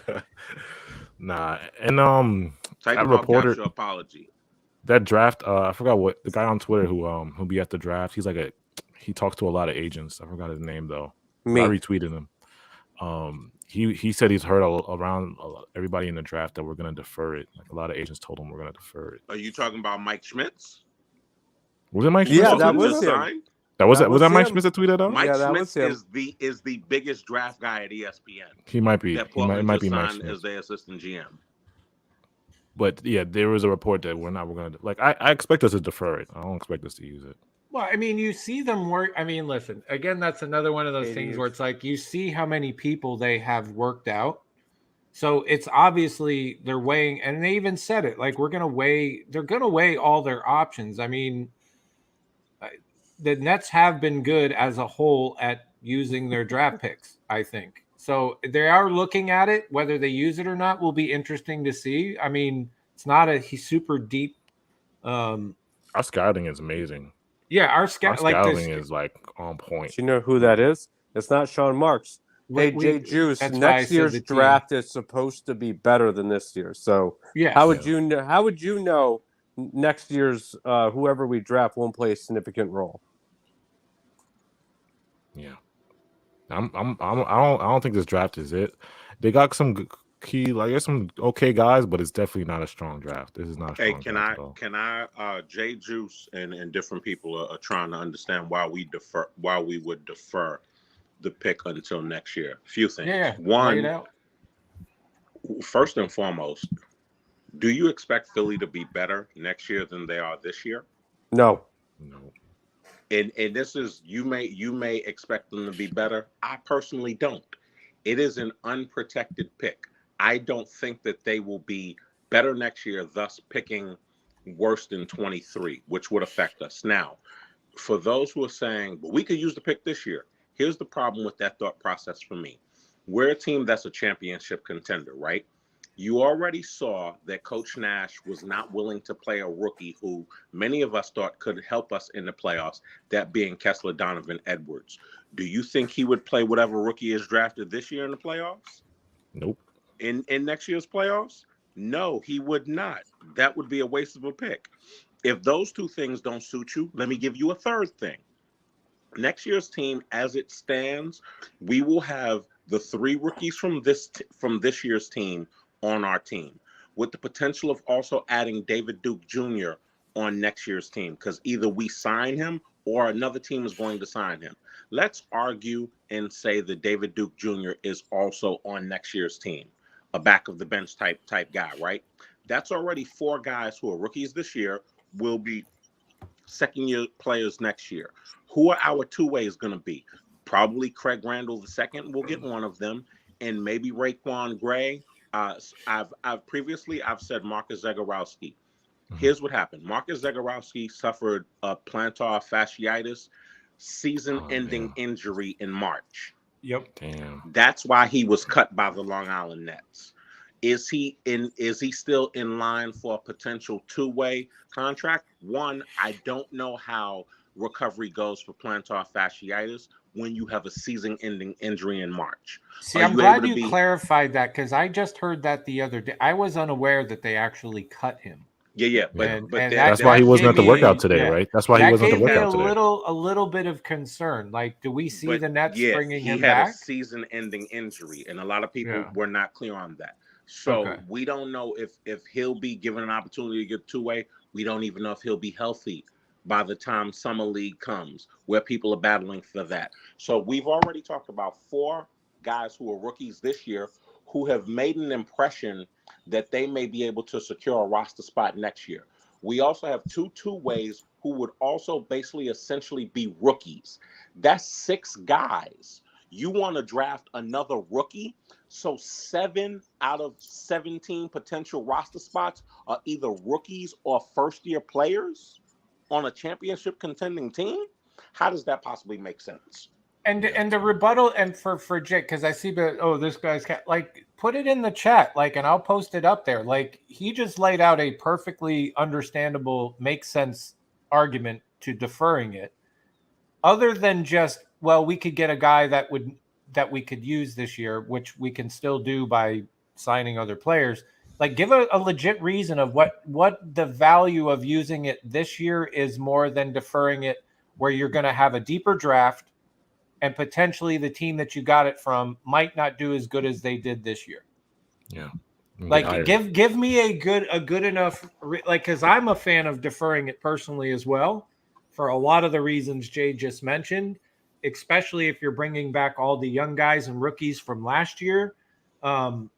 And people forget that first round is a guaranteed. That's a contract. Like give that's a not no reason 2-way. Why you think it should be used, other than we could potentially find a guy we might be able to use at 23. First you're round not going to use the likelihood, because you saw it this year. Steve Nash is not going to play rookies in the playoffs regardless. Yeah. If he's the head coach, that's not going to happen. So these people saying that they're going to play a huge role, that's not true. You got to understand the personnel who is coaching and making decisions for this team. Yeah. And here's another good point. Can I ask a question? Defer it, then keep the option of trading it midseason if you wanted to. I mean, that's another point for deferring it as well. Can I ask a question? Of course you can. Because for those who are talking about drafting a rookie that we can use, if you don't believe that Coach Nash would not play him, although he's giving you evidence that he would not play a rookie in the playoffs this year, because Kessler Donovan Edwards clearly could have helped us, but that's neither here nor there. Played him 7 minutes in the Boston series, 7 total minutes. If you don't believe that that's the case, and you're advocating for us using pick number 23, look at last year's draft. Tell me which picks were drafted 23 or later that were roster contributors on playoff teams. Take your time. Get on that Google. They're not going to answer that one. They're not going to answer that one. I mean, to me, it's This Tim Ryan's really going at it. Yeah, Tim Ryan. Come on, let's hear. Let's read some Tim Ryan. Do you want He to said, defer "Do you it want because to you def- didn't? Just because you watch college basketball doesn't mean they actually translate to the NBA. How many percentage of college basketball stars actually become actual good NBA players? Yeah. It's a very small percentage. And we don't have Jay, the. but Juice said, Jay, you're not understanding. He won't play a significant role. The hope would be for the next year after. But that's a roster spot. Y'all don't understand. We can't That's just send this man to guaranteed roster AJ, spot. AJ, Yeah. it's a guaranteed roster spot. Yeah. My God. Because people think like, oh, he doesn't play. We can send him to the G League. That we can't send him to the G League. Yeah, Chubbs, because I think I know what you're gonna say. So go. Yeah. Let me add this in here. Do people understand how lucky the draft is? The draft is basically like you're cashing in for the lottery. Y'all know that, right? Y'all understand how rare it is the Warriors drafted all those players and all of them are good? Does Jay Juice know Kuminga was a lottery pick? Yeah. Kuminga was understand how many from a Minnesota got a high pick. Did I not clearly say after pick 23? Yeah, they're saying And Kuminga. I also said Herb Jones with the Pelicans. You named one person. After pick 23, including pick 23, is 38 guys. You named 1 out of 38. What are we doing? What exactly are we doing? But let's play Tim Ryan's thought out. Okay? Oh my gosh, people they're gonna understand. They're gonna people use need it to this stop season. saying Kuminga was picked after 23. That's not true. He was a lottery pick. Here, do they have projected? Let's see, what would be 2022 projected draft lottery? Wait. Somebody said Jaden Hardy at 27. Yo, Jaden Hardy is looked at as a top 5 pick. What are we doing? Are people trolling now? They're trolling, I think, bro. They don't watch. They don't watch God. college basketball. Whoever's in the chat, y'all the ones who were like, we watch college basketball. I'm gonna tell you, I respect a good troll. So y'all got me. He responded to you, Jay. The highest say? potential of all the guards in the draft. Jaden Hardy is going to be a top 5 pick. What are we doing? He's not 23. Jaden Hardy's not going to be there at 23, bro. At 23, the man is being mocked at either 4 or 5. What are we doing? Oh, Cypher corrected him. He said he's thinking of Jaden Ivey instead of Jaden Hardy. No, they're both projected to go insane. Jaden Ivey, they're both right lottery now, picks. Yeah, they're both in the lottery, regardless. What I'm looking at right now, this one has Jaden Ivey projected at 5. We're looking for share your screen, bro. Hardy. Just share it. Well, it's not that. I gotta find a better one because it's like way too long. I want is it a mock draft? I want an actual list. I don't want to just. The mock draft? Okay, this might be better actually right here. Okay, this is from NBA Draft Room. Let's just do this. Let's just share my screen. Bones. Somebody's name. Who keeps saying Bones Highland, yo? Who cares about mock drafts? Those are all opinion based.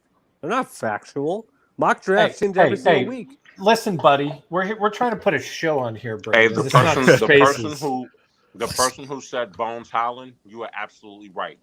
But you did not put context into it. Yeah. Why was Bones Holland needed? Well, because the Denver had so many injuries. They did not have Jamal Murray or Michael Porter Jr. He was needed. And the only reason why he got time because Will Barton was injured throughout the entire season. Will Barton was injured also. So here we are sitting at Nets 23, and they have projected power forward from Wake Forest, Jake Lavia. I've just never heard of that guy in my life. Somebody mentioned him in my mentions. Kendall Brown's down there. Smith, Blake Wesley. And people actually have faith that our this one has Jaden Hardy at 21 to the Nuggets. So he's down there, but to Jay's point, they look at him going higher. I've heard this Nikola Jokic, power forward from Serbia. I've heard people float his name for the Nets. I saw a video of Jalen Williams combine workout. Oh my god, it was amazing. Like he's gonna shoot up there. When I talked about Jalen Williams months ago, and Jeff Peterson told me that was the guy that the Nets were looking at, I knew there was no way he would make the 23. Yeah, but let me. Okay, well then, Jay, whether they say Jaden Hardy or whoever, I respect every name that y'all are giving. Don't miss the point that I'm making. I don't care what name you mention. Patrick Baldwin, who I love, Jalen Williams, who I love, Koloko from Arizona, the Kessler kid, the center, EJ Little. Yeah, yo, I love all of them. Y'all are missing my major point. None of them would be rotation players for us, and if they are, we are not having a good season. We are in trouble, like we are. Yeah. I didn't know Real Peyton Pritchard was a rookie. But he wasn't but let me, to Jay's point right there, we saw he just said the perfect thing, that things that I used to say all season, we talked about on this channel, was that it's like, yo, how, like, you, and then this was, keeping with the Sean Marks theme to some degree, where it was like where everybody was giving him flowers at the beginning of the season about this bench that he put together. And it's like, yo, your rookies just came in and we all saw it, played better than most, if not all, of the vets this season, the older guys, right? Like, they literally played the best at times during the season than some of these vets that we brought in. And to Jay's point, if we're going into next season and that is happening again on a guy we draft at 23, we are in big trouble. But my question to you, Jay, is if by, say, chance, because we know Marks does things that we may not all agree with at times, if he uses it, who do you want at 23? We got to speculate that he's going to use it. If he uses it, where are you going with that pick at 23? Is Jalen Williams available? No. For this conversation, I will say yes, he's available. Oh my God. Yo, you gonna hear the loudest girl scream from Brooklyn that you've ever heard. And chat, Jalen realistically, Williams, chat, yeah. by far. And he's down there, but I mean, he's gonna go top. He's gonna go top 10. He's bro. gonna end up. His draft combine workout. Like, go check out, everybody in the chat. Go look at his combine workout, bro. And chat, throw in some names, man. Not unrealistic names. Like, let's be realistic. No, at 23. Jalen, I don't think he's realistic. So a guy who I think is able to fall, who I would like to see what our training staff, performance team can do with him. Especially, hold on a minute, Queen. Especially Coach Ryan Forehand Kelly, is Patrick Baldwin Jr. I would love him. Absolutely love him. He was a former top recruit. Where they don't even have him on this board, bro. Patrick Baldwin, damn, he's not even up there, bro. He's nice. I like Patrick. There's a couple, like I said, there's a couple guys that are like good prospects, but it's like you guys don't understand these. Like, do you guys trust Steve Nash and our coaching staff to develop these guys and put them in a rotation? Like, our coaching staff is not like that. They got Patrick Baldwin Jr., Jay, as a second round 52 pick in the second round. Who? At least one of these boards.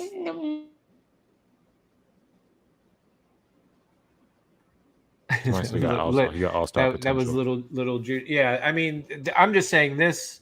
They've got at least this draft, NBA draft room. They do. I'm sure I could look at others and things would change, but they literally have. He's like a 6'10" power forward. Baldwin has size, but his lacking athleticism and had a very rough year shooting ball. His draft stock is low, maybe going lower. Damn, they're putting him super low. If it's the same guy that Jay's talking about, Patrick Baldwin Jr. But no, I mean, we're not that team though. Like we're not that team. Well, the coaches are not those kind of. We don't have that type of coaching staff to like play our rookies in the rotations. Like that's not how Steve Nash does it. You know? I don't know. And to Jay's point, like when you look at the chat and you look at some of the names we're throwing out, it's like I would rather at that level take a chance next year with a much deeper draft than just playing like Russian roulette with the pick this year. especially when you have such Cypher, like I said, I'm looking at NBA Draft Room, and I'm pretty sure another projected every mock draft everyone's going to be different. So I just found the name that he was talking about, and on here it shows in the second round. So this one's probably way off. But anyways, like my thing is like looking like movie like so whether they use it or not, I just don't feel like it's like you have like I think most people agree this is not a strong draft class. And you want to play Russian roulette with basically the idea of maybe getting lucky when you have as many young guys as we had last season, when people attack. And this is where I defended Sean Marks, right? Like people attack Sean Marks for drafting 5 guys. I applauded it because I always said that, hey, every year that you have the big 3, you are going to have ridiculous roster turnover. And it will be nice to get young guys in there that are decent guys that can become part of the system. And you have a decent team control at a cheap price. And so you don't have this ridiculous turnover and you have people that can play within the system, whatever that is at this point.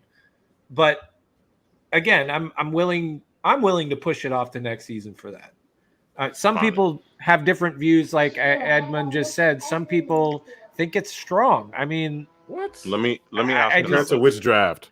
Yeah. Compared to which draft? Because this is a lot of times when we have these discussions, right? People get emotional and they start saying things, but they don't put the whole puzzle together while they're getting emotional. For everyone who's saying, let's keep the 23rd pick, right? Which is a guaranteed roster spot. And people who are using like Bones Howland, for example. Denver did not have the season that they thought they would have. That's why Bones Howland ended up playing. Right? Yeah. Look at who we have coming back. This is where you have to put the pieces together. Tell me how it's possible for this 23rd pick to make the rotation based on who we have coming back. Top 3, KD, Kyrie, Ben. Clearly he ain't better than them 3. Joey. And I'm doing this with the assumption that no trades are made. Joey, that's 4 guys. Joey, Seth. that's 4 guys. That was awesome. My five girls. Joe, tell him, Jay Jr. That's 5 guys. No, that's my daughter. Joey. Clax is 6, right? Clax. Let's former 15th man Bruce Brown, 7. Yeah. So automatically, person ain't making a rotation. Are we gonna think that a rookie is better than Kess? No, that's 8. Already not making a rotation. Cam Thomas, 9, already not making a rotation. Patty Cakes, 10, already not making a rotation. Why exactly are we, and that's before we sign any free agents. And I didn't even include Day, so that's 11 people. Before we sign any free agents, are you telling me that this individual who we're drafting at 23 has any realistic shot on making the rotation? And that's before we've signed any free agents. Well, to possible. Jay Juice rebutted, a rookie is better than Brown. Oh my God! Cue the troll music. Cue the troll music, man.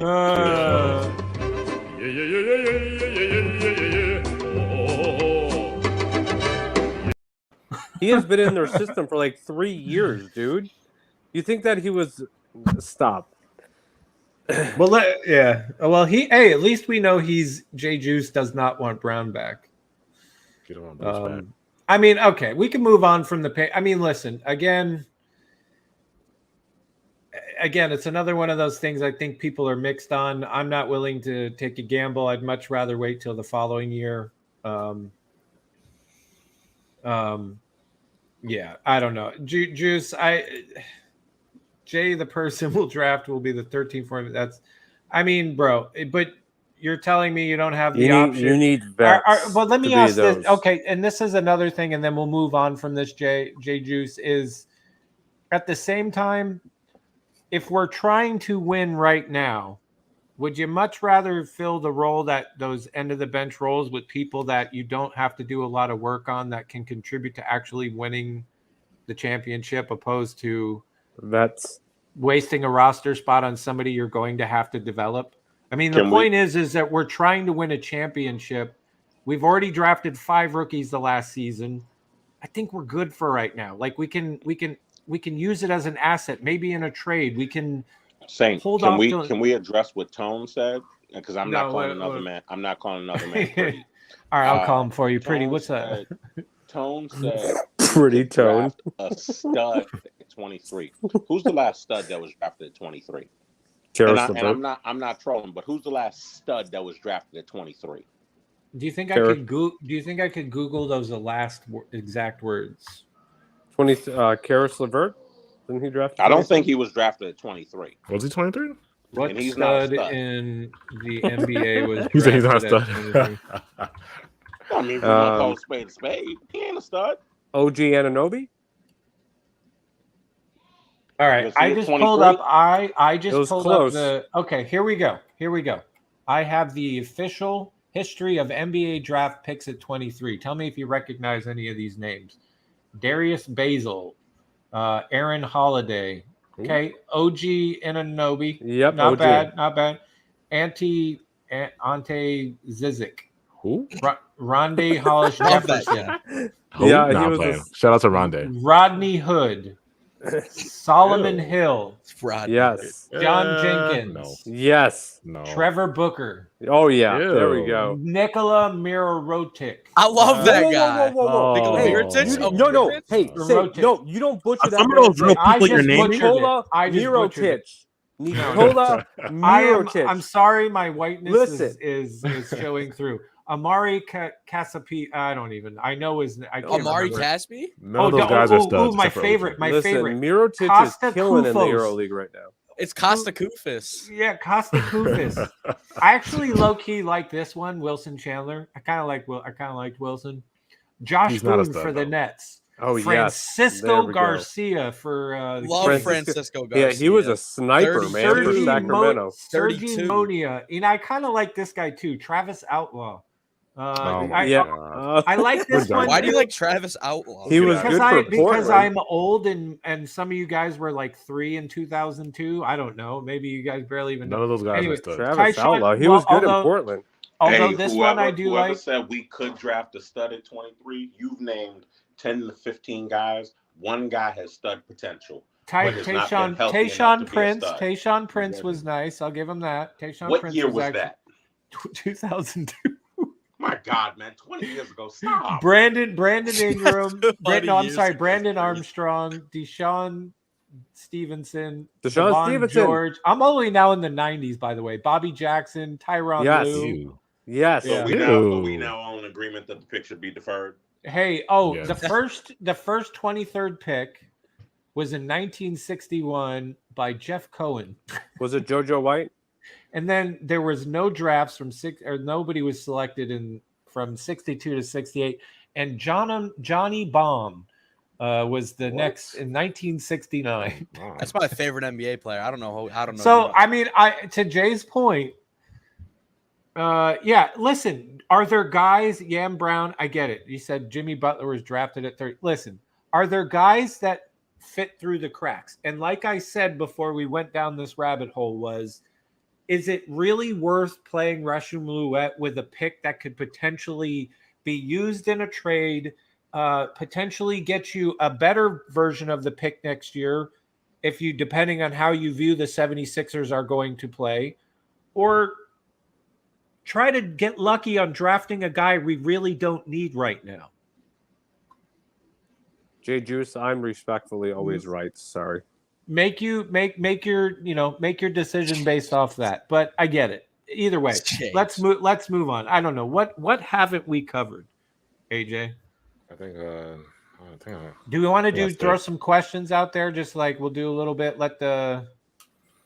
Yeah, I'll be our closing. Hey, Juice, I try to answer and listen, Jay Juice, I try to. Hey, I will Juice. entertain anything. That's not a crazy. Hey, Juice. Hey, Juice.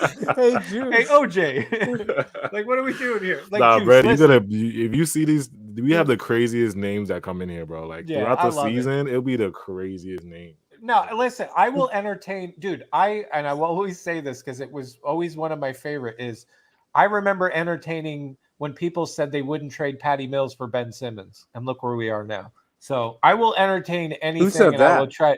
Dude, we had an argument. Jay Juice thought who said Jay Juice was trolling? No, he said, thank you, Saint, for being mature about it. No one was trolling. He said he wasn't trolling. He was being honest. So, okay. No, so if I said it, I was joking. I didn't think he was trolling. Yeah. He didn't have a and lot listen, of good are comments. there a couple, one or two decent guys on there that you could be like, okay, they got lucky? But I'm just saying the point of like playing, guess a game and see if you get lucky. I One just in a don't million think, chance. I just don't think we're in a position where that is a necessity right now. And I Hey, think Saint, it much Juice better is suits saying us that going you're forward. immature now because he doesn't think his name is funny. Okay, whatever. I'm not trying to be like, we don't have to get all of Get out of here, Juice. Listen, my name's Saint. People laugh at me all the time. I don't give a J shit. Juice. It's nothing personal, J Juice. Explain what J Juice means. What does the then. J stand for, Juice? What kind Don't of get juice mad. What kind of juice is that? Listen, It stands with- it Juice, starts with a J. J Juice, kind of we juice is try that?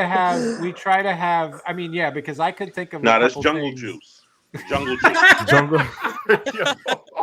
Don't get Yo, mad. we gotta end We this quick. we Jungle we juice? like to Oh we my like to God. have Yo, y'all we never like had to have jungle fun. juice? Nah, I've never done it Jungle before. juice. Y'all If never had it's jungle juice, Okay. Jungle juice. nah. No, he if you said a my real one, first you know name. you know that jungle juice Starts be with a you, J. you be Okay, feeling but crazy after where your does first the sip of juice where jungle does juice. the juice part come in, Jay? And if that's your first name, Jay got the juice. Are we going? He Are said we my taking first it back? name. Oh, he said his first name starts with a J. Starts with A, Jay. Starts Oh, with a no, J. it's an AJ's burner. Listen, Juice, don't get mad. Like we like to have fun on this, dude. I troll everybody Bumblebee juice. myself. Dude, it's gonna get out of hand. Hey, listen, we're gonna close this. We're gonna close this out. That if you Jameson haven't, we're Chat is just going playing. crazy right now. Juice, Jay please. Juice. Yeah. Listen, We love time you, out, bro. time out. Juice, please don't Juice. come back. I'm trying to get through this. Listen, we like to have fun on here, dude, and I don't know how many times you've been here. But Yo, why is the chat going crazy right now? Yeah, he said Jay Juice is Bruce Brown. I can't even. And you know what, Jay Juice, I'll agree with you. Jay Juice, Oh my god! I'll agree. It's not even that funny. I don't know why they going. Oh, yo, It's not they're even going that funny. crazy with the juice. Stop. Like, Okay, nah, 'cause time out. you know what it is? I The need- chat. dude, It's the chat. I need bro. a The mute. chat I is need going a mute. crazy with the juice. How is this funny? Jay. All I'm trying to listen, bro. I'm just trying to say, like, we are clowns on this show, and I don't know how many times you've tuned in here, but we have fun. We bag on each other. We make fun of the players. Like, we go nuts here. So don't take it personal. We like having fun. I mean, I love that you're interacting and having a conversation and challenging the almighty Jay. Like, it's good for TV, right? Like, so don't take it personal. We're just having fun. AJ I the definitely Juice Man. I definitely will be. I definitely will be made fun of. AJ the Juice Man. OJ the Juice Man. Yo, what happened to him? I remember when he had that song. Oh my gosh! Yeah. I definitely will be made fun of here, so don't take it personal. Oh, the juice. Yeah, I mean, come on, dude. I'm James just saying. Juice is getting really mad at you. so- Nah, it was the He can chat get- because no, it's the chat. I didn't. I yeah, tried it was to the chat, bro. control Because it. we didn't laugh at first, and then everybody started putting in juice and Jay like Juice. Juicy why is fruit. everybody putting in No, juice okay, in listen. there? If you have any questions, please, and Juice, please come back because Type at Saint Juice. Don't do Yeah. that, Juice. Juice. just do at Saint and we'll ask questions. Juice, please don't get mad at me. Please Don't come get mad, back. Juice. Juice. I am Subscribe, trying Juice. to. Come on, bro. I'm trying to keep my co-host and my fellow guests in control here. So please. Don't do that, Juice. Yo. Is he All still right, here? Juice- Is Juice still here? Okay, but Yeah, Juice- Juice is still here. Juice, this is one thing you can get mad at me because this is how I troll, and I'm just You're having a funny grandpa. I'm just Saint. having fun. Like, The Juice Man. like this is how I have fun, dude. He Juice says of the you're a five funny feet. grandpa, Saint. I don't know I what's am, worse. dude. See, I am That old as that joke or my parents have the exact juicer at our house. fuck. We have the exact.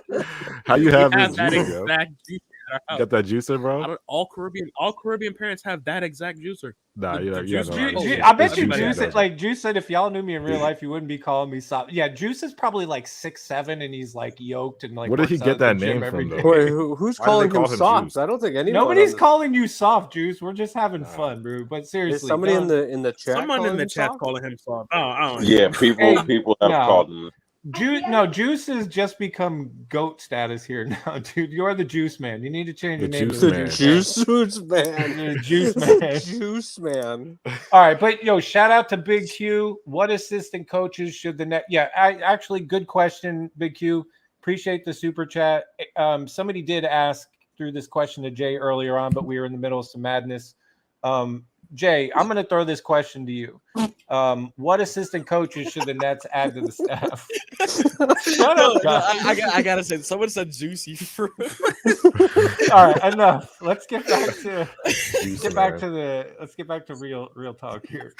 Jay, Jock assistant- juice. Oh what my assi- god, Brandon. Yo, we gotta Brandon, end this soon. you're not helping. Brandon, you're not helping. I'm sorry, but Jock juice, that was amazing. That's That's the disgusting. best one. That's All right. so bad. Listen, I put up a I list will- about assistant coaches, though. I think I put James Yeah. Borrego, Enough. Sam Cassell, Frank Yes. Vogel. Get back I don't to know. normal. I don't know if any of these guys will be assistant coaches, but I'm just naming good coaches that are out there. You know who I think is going to hire? James Borrego. James Borrego is definitely going to probably be on our staff. He's a Sean Marks guy. And T-Rexy didn't. I remember T-Rexy hit me up. He said he didn't want James Borrego because he wasn't good with the Hornets or whatever. Like his defense is not good, but I'll still take him. We need anything we can get right now, bro. I will don't have say no this: coaches. James Borrego's offense is very creative. Yeah, he has good offense. Very, right? very creative. I think it would help us on need offense, somebody. See, that's the thing, though. We do need somebody that fucking gives Nash a system. We really do. Because Jordan Ott's offense is terrible. Yeah. If Jordan Ott is running this offense, bro, he needs to go somewhere else. I've said it before and said it again. If this is a guy that started Brandon Knight. He already told you he couldn't coach. Jordan Ott started. Yo, that's a fact in the summer league. That's a fact. He drafted like 5 rookies, and he was like, "Yeah, no, let's start Brandon Knight." Yo, Brandon Knight looks so trash in the summer league, but every game he was getting minutes. I'm like, Jordan Ott, what the heck are you doing? Like, why? And then we don't ever see Brandon Knight again. Like, it's crazy, bro. All right, I'm going to this next one, and Stephen O, man, this deserves this. Hey, Saint, no. Like, come on, no, we're not Put doing my this. profile What, picture. Put my profile picture. Yeah. Put my profile picture on the screen. That's just to go with which the comment. which profile are you talking about? Are you talking about this one? Oh my gosh. Are you talking about this profile picture? Which one? Are you talking about this profile picture? Good one. Why does Saint have this all in his computer? Brandon, That's what I want to know. You've missed this out is on all. Brandon. You've missed out on so much, dude. Check this missed one out, out on a bro. lot. This is Why- Kyrie on vacation, bro. Why do I question what's on your computer? Remember when they were making fun of Kyrie for playing flag football? We got a photo of it. So come on, bro. Listen, y'all, if we don't have any good questions, we about to just end this. Yeah, bro. no. There's a couple that I do want to address, and we'll get out of here. Like, I do miss doing this with you guys, man. This shit's been fun, dude. But yeah, let's get to it. There was a couple Wait, questions. he said trade KD for LeBron and AD. I know. That's why Oh I gave my him the troll God. music. Oh my God. All right, Brendan. I'll let Brendan answer Brendan's question. Can we realistically win a chip with Nash? Also, who should we get as our assistant coaches? I know I'm spamming, but this is really important for me to hear you guys. Oh my God. So, Brandon, answer Brendan's question, please. This feels like a trick question. I don't know. I honestly like the idea of James Borrego. I think he can bring some some actual ball movement to our roster instead of just watching iso ball. But first and foremost, Jock Vaughn needs to get fired. He can't be on this. He can't be on the staff next season.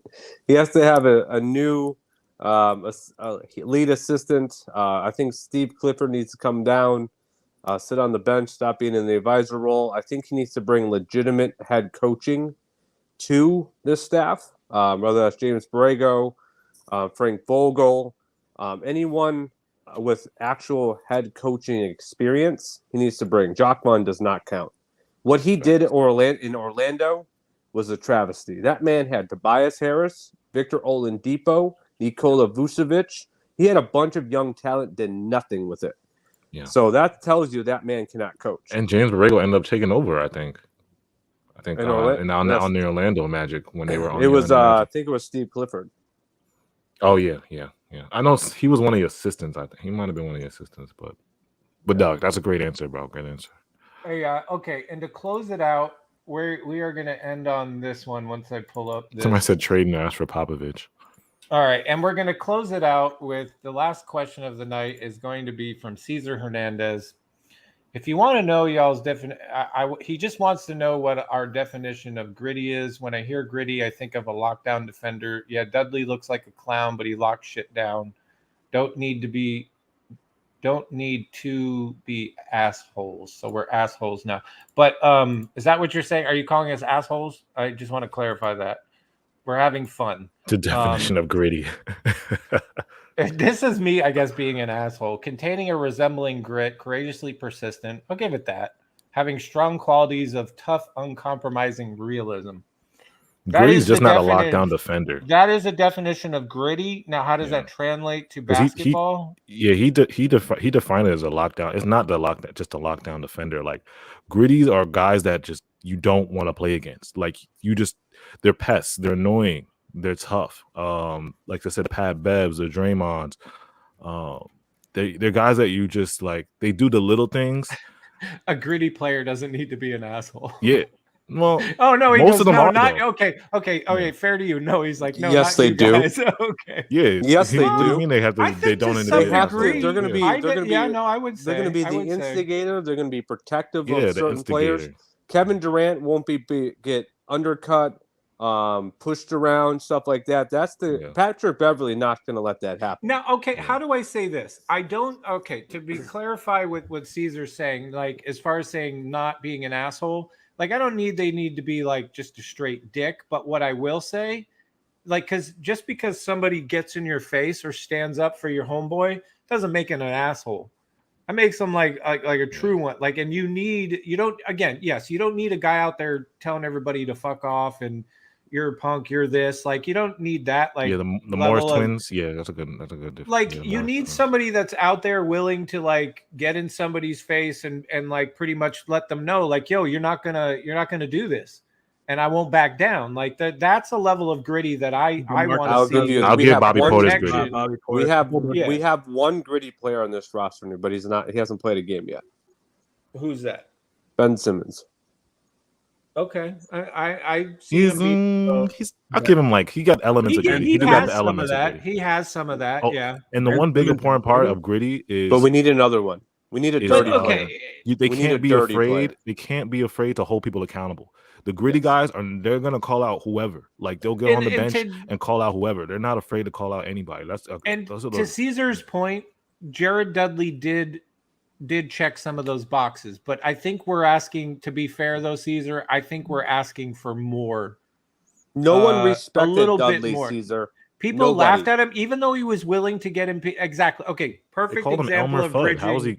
But to Caesar's point, Dudley did try to do all those things, but to Brandon's point and to what other people have said throughout it is nobody respected it. And that's the point, I think, of gritty, is getting somebody gritty that allows people that you got to respect it. So whereas I get the point you're trying to make, Caesar, other players got to respect it. Like no one's going into a game like, oh my God, I got to play Jared Dudley. It's why I said Draymond is my number one target. Pat Beverly is one of my top 5 targets because those guys are gritty.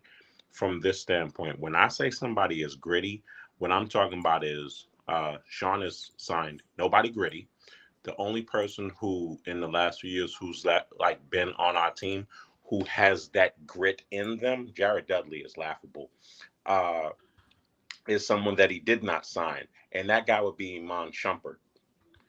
And that's that type of vet who really has a certain level of street in them that people don't play with them like that. And the vets will the vets will respect because they know they have that voice. That's why a guy like Draymond could talk to KD in a way that you did not see other people talking to him. And KD tells you they still cool. Everything is love. Somebody like Jared Dudley, who y'all saying is gritty, he was doing the game that he got ejected at the Clays. He ran over and like fake bumped somebody. He didn't push anybody. He like kind of bumped he's them soft. like, I don't even want to fight you. That ain't grit. Come on, man. That's not no. Jared Dudley's soft. And that's why Ben was laughing at him. When I talk about somebody being gritty, people ain't laughing at them. They like, this person's really about that. Yeah.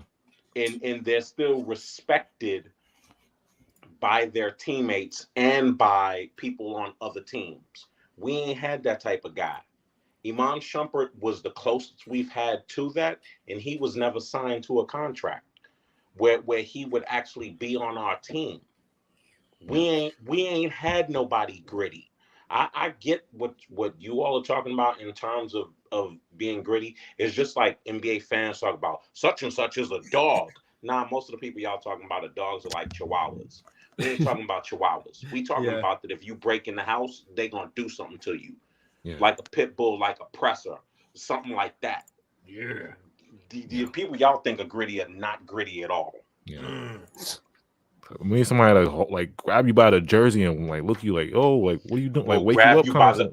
I'm actually going. Somebody who I spoke about is because it's funny because I asked this question years ago when they were on the team because, like many fans, I was like such and such is a dog, such and such is a dog.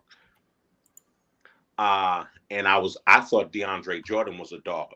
I got laughed at when I asked that. I was like, he ain't no dog.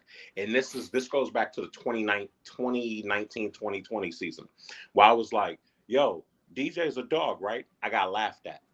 I was like, Roddy's a dog, right? I got laughed at. You think about the whole 2019-2020 team, I got laughed at when I was asking were certain guys dogs that we as fans think of dogs. And I was told the only dog we had on our team that 2019-2020 season was Taurean Prince. And I know people are going to be like, what? I'll give you two examples. I'm sure I've said it on the stream before. When we played, because people have mentioned Bobby Portis in the chat, when we played the Icks, Bobby Portis fouled Kyrie Irving. Taurean Prince ran over and grabbed him up. Literally grabbed him up. And they got a double tech for it. This was coming off of him having knocked out Nikola Mirotic. So people were scared of Bobby Portis. Taurean Prince went over and grabbed him up and was like, yo, you're not doing that. And the way it was explained to me, I was like, yo, how is he a dog? The way it was explained to me was like, people don't know Taurean Prince's story. That man grew up homeless. He's been homeless before. And they explained it to me, yo, he doesn't care about anything. He'll hurt somebody. Yeah. And he grabbed up Bobby Portis, who people in the chat are talking about is a dog. And yes, Marcus Smart is a dog. A number of you all are naming people who I would definitely put in the dog category. I like Dylan Brooks. Brooks, man. But I would love to trade for Dylan Brooks. Don't care for his personal life, but that's his life to live. That's fine. Sure. But a lot of times we think about certain people being dogs or certain people being gritty. That's not who we talking about. Jared Dudley does not fit the mold. Is he a vet? Yes. Does he help young players out? He does. Is he someone that if he got in KD's face or Kyrie's face, they would respect what he was saying? They'd look at him like, man, get out of my face. Yeah, see, and that's what, and okay, perfect. And thank you for clarifying, because that's the point I was trying to make with like bridging the gap between what Brandon was saying and the other, and Caesar, was that it's like, yeah, it's one thing Jared Dudley was trying to be that, but nobody respected it. And you need somebody that, yeah, you need somebody else that another team is going to respect, even if for whatever the reason you don't see him really pushing back on him. So y'all want Taurean back because he's a free agent. DJ stupid. I definitely want him back. for more. I wasn't a Torian fan. Like I was the biggest Will Torian he come hater. back with the GM still here? I don't think so. His wife loved Brooklyn. Well, Oh, Cypher, Did- Jay did- just said he thinks that KD and Kyrie would respect Prince. I think you were making that point, right, Jay? You were saying that they probably would. Yeah, they would. I think they. Oh, I think they would. Yeah. And real quick he can't be it though. Yeah, he can't be it. And this is for Brandon. Real quick, I saved something for Brandon. I gotta share it. I said, can we afford? He said, can we afford Torian? Yeah, I think. Well, it depends how much he wants. I don't know if he would come on a minimum. Maybe he would say, "Yo, y'all already took care of me, gave me $30 million. I'll come." Look up his story. He grew up with real humble beginnings. He's been homeless before. What does that mean? Tampa Bay sucks, dude. They're second in the East, so you're saying we're not playing good Your teams? division sucks. Wow, Brandon. 7-0. I'm sorry. The entire American League is terrible. I just want you to. Listen, I know you like baseball, and I want listen, to see it. You don't I have would to say look up. Wait, does that say first in the AL East? The second best team in the AL is equivalent to the Cincinnati Reds. Oh, okay. So you clearly don't know baseball, but okay. Listen, right. I just wanted you to see that, Brandon. Bad. I just wanted you to see that. Bad. So you don't. Oh, they scored a run, Brandon, at the bottom of the first. Maybe they'll come back. I just had to share that with you because knowing the Yankees pitching, you never know. I mean, we saw what happened to you guys the other day, and then you. What do you mean? We came back from 8-2. Yeah, but then the next day when you were losing, you're like, "Well, Giants pitching." I didn't expect us to win. If you guys played the San Francisco Giants tomorrow, that'd be the best team you guys actually faced all we season. did. We did win one right down that, to the wire. That would be the best team you guys faced all season. I can't wait till our teams play. Oh, and why? by the We're way, gonna beat you like we always do. If anybody cares, it is 23-17 Golden State in the first quarter. Listen, all I care is about the Yankees suck. Listen, we're gonna get out of here. I think we've reached that moment. At least now you don't have to find out how the Yankees are doing. I just showed it to you. But Jay Juice, I don't think Jermichael Green is a free agent. I could be wrong, but I don't think he's a free agent. He's not. He has another year with Jermichael him, and Jeff Green is not a. We did talk about him before, didn't we? Jeff Green is not a free agent. You know who we should go get this offseason? Oh God, here we go. Not somebody talking Not about Chetty Osman. Not Chetty Osman. Dude, if that man ever winds up a net, we're never gonna hear it. Like all have the season. biggest party. Bird's gonna change his profile pic to Shetty if we get him. My God.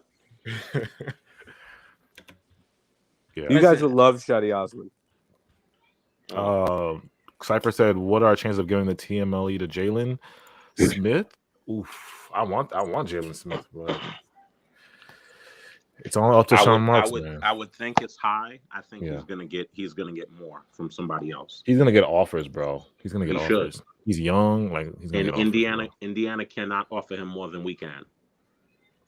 Ooh. Somebody has to recruit. Like KD got to make that phone call. Well, I will tell you this: He wants to play with Steve KD. Nash doesn't use those TPEs, right? Are we ever on the same page?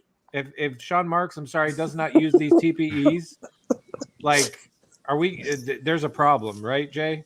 Like What? Of course there is. I mean, if Sean Marks is not exercising these things, we're and a bunch of them expire in August. Like we have a whole bunch that expire in August. You better get busy super quick. Yeah. Well, hopefully Sean Marks is fired by then. Tin Rhymes back. We can't afford anything quality. That's why I'd rather roll the dice and strike gold on a rookie unless we attach the pick to Joe Harris, bad contract, maybe even throw in a rookie and get real assets.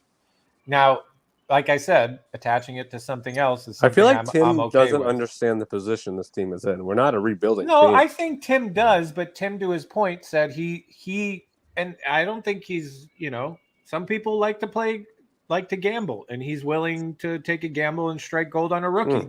Like, is it a possibility? Yes. I think it's slim, but is there always a possibility? Yes, but there's not a possibility because he won't see the floor. Listen, this is one of those discussions where I quite honestly don't really think we're wrong in our view, and I don't 100% think he's wrong in his. I don't like to label right or wrong because anything could happen, but to each their own. AJ, do you want to do last words? I'm not disagreeing with Tim. Let me add though, by deferring, we have 2 first-round picks next year, which can be used in a bunch of different ways. It can be used to trade up into the lottery. It could be used to get another player. I will add that I fully expected that Joey is going to be traded. Yes, Ooh. that's great. Damn. To Charlotte. Joey I fully Buckets? expected he's Hold going to on. be traded. I don't know Oof. to who, but I fully expect that he's going to be traded. That's going to be an interesting. Joey Buckets is not going to be. That's on going to this be one. interesting to see what. That's great, though. That means we're re-signing Seth Curry. He's the guy I want to bring back. Yeah. I mean, hey, you know what?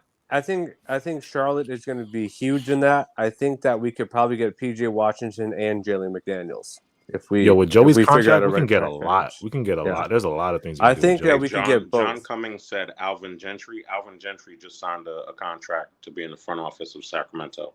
Yeah, it's not working. I would love to have him, but yeah, he just signed. Jay Juice said, "How does the TPE work? We basically can sign a guy for $6 million for 2 or 3 years. $6 million a season. We have him for 10? Nah, 10 million is a team that's under the salary cap.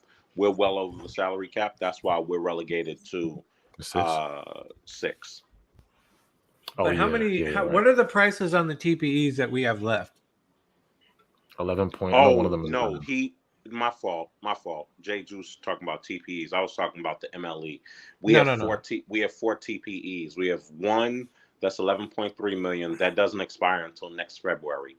We have one that's 6 point something million. That expires in September. We have 2 more that I think are 3. One is 3 point something million. I think the Spencer one is the 11 one, and then wasn't there a Harden? The Harden one is no. The Spencer Dinwiddie one was used in the QJ trade. We essentially traded that one for Seth Curry. That's why that one that one was 11.6. Instead of being 11.6, it went down to 11.3, which is Seth Curry's contract. That one has been extended until next February. The other 3 that we have that we can use that one. But the other 3 we have, one of them is 6 point something million. I think one of them is 3 point something million. One of them I think is 1.7 million. All of them, and I need to start putting out tweets about this stuff. There are a number of players with each salary slot that we can get to fit into each of those salaries. 2 points real quick, Jay, because I think Juice was trying to understand a little bit like this money and these TPEs were generated from trades of last season, and you can use them. Unfortunately, if I understand it correctly, you can't use them in a trade, right? What can't you use in a trade? No, you can use them. You can use them in a trade. You just can't attach a player. You can't attach a player to it. Okay, and then this is where I was going to address, like Al Mack saying they're useless. No one is giving you a good player unless you attach a pick. That's not always true. There are a lot of teams who they package it though. Don't some teams package it? There are a lot of teams that package. I'm going to piggyback on what. Oh, go ahead, Jay. Sorry. Not good. I was going to say because this season I think there's only 3 or 4 teams with actual cap space: OKC, Orlando, Sacramento, and I think Detroit. But there's only really going to be 3 because Orlando is probably going to re-sign Mo Bamba, which is going to take them out. So there's really only going to be 3.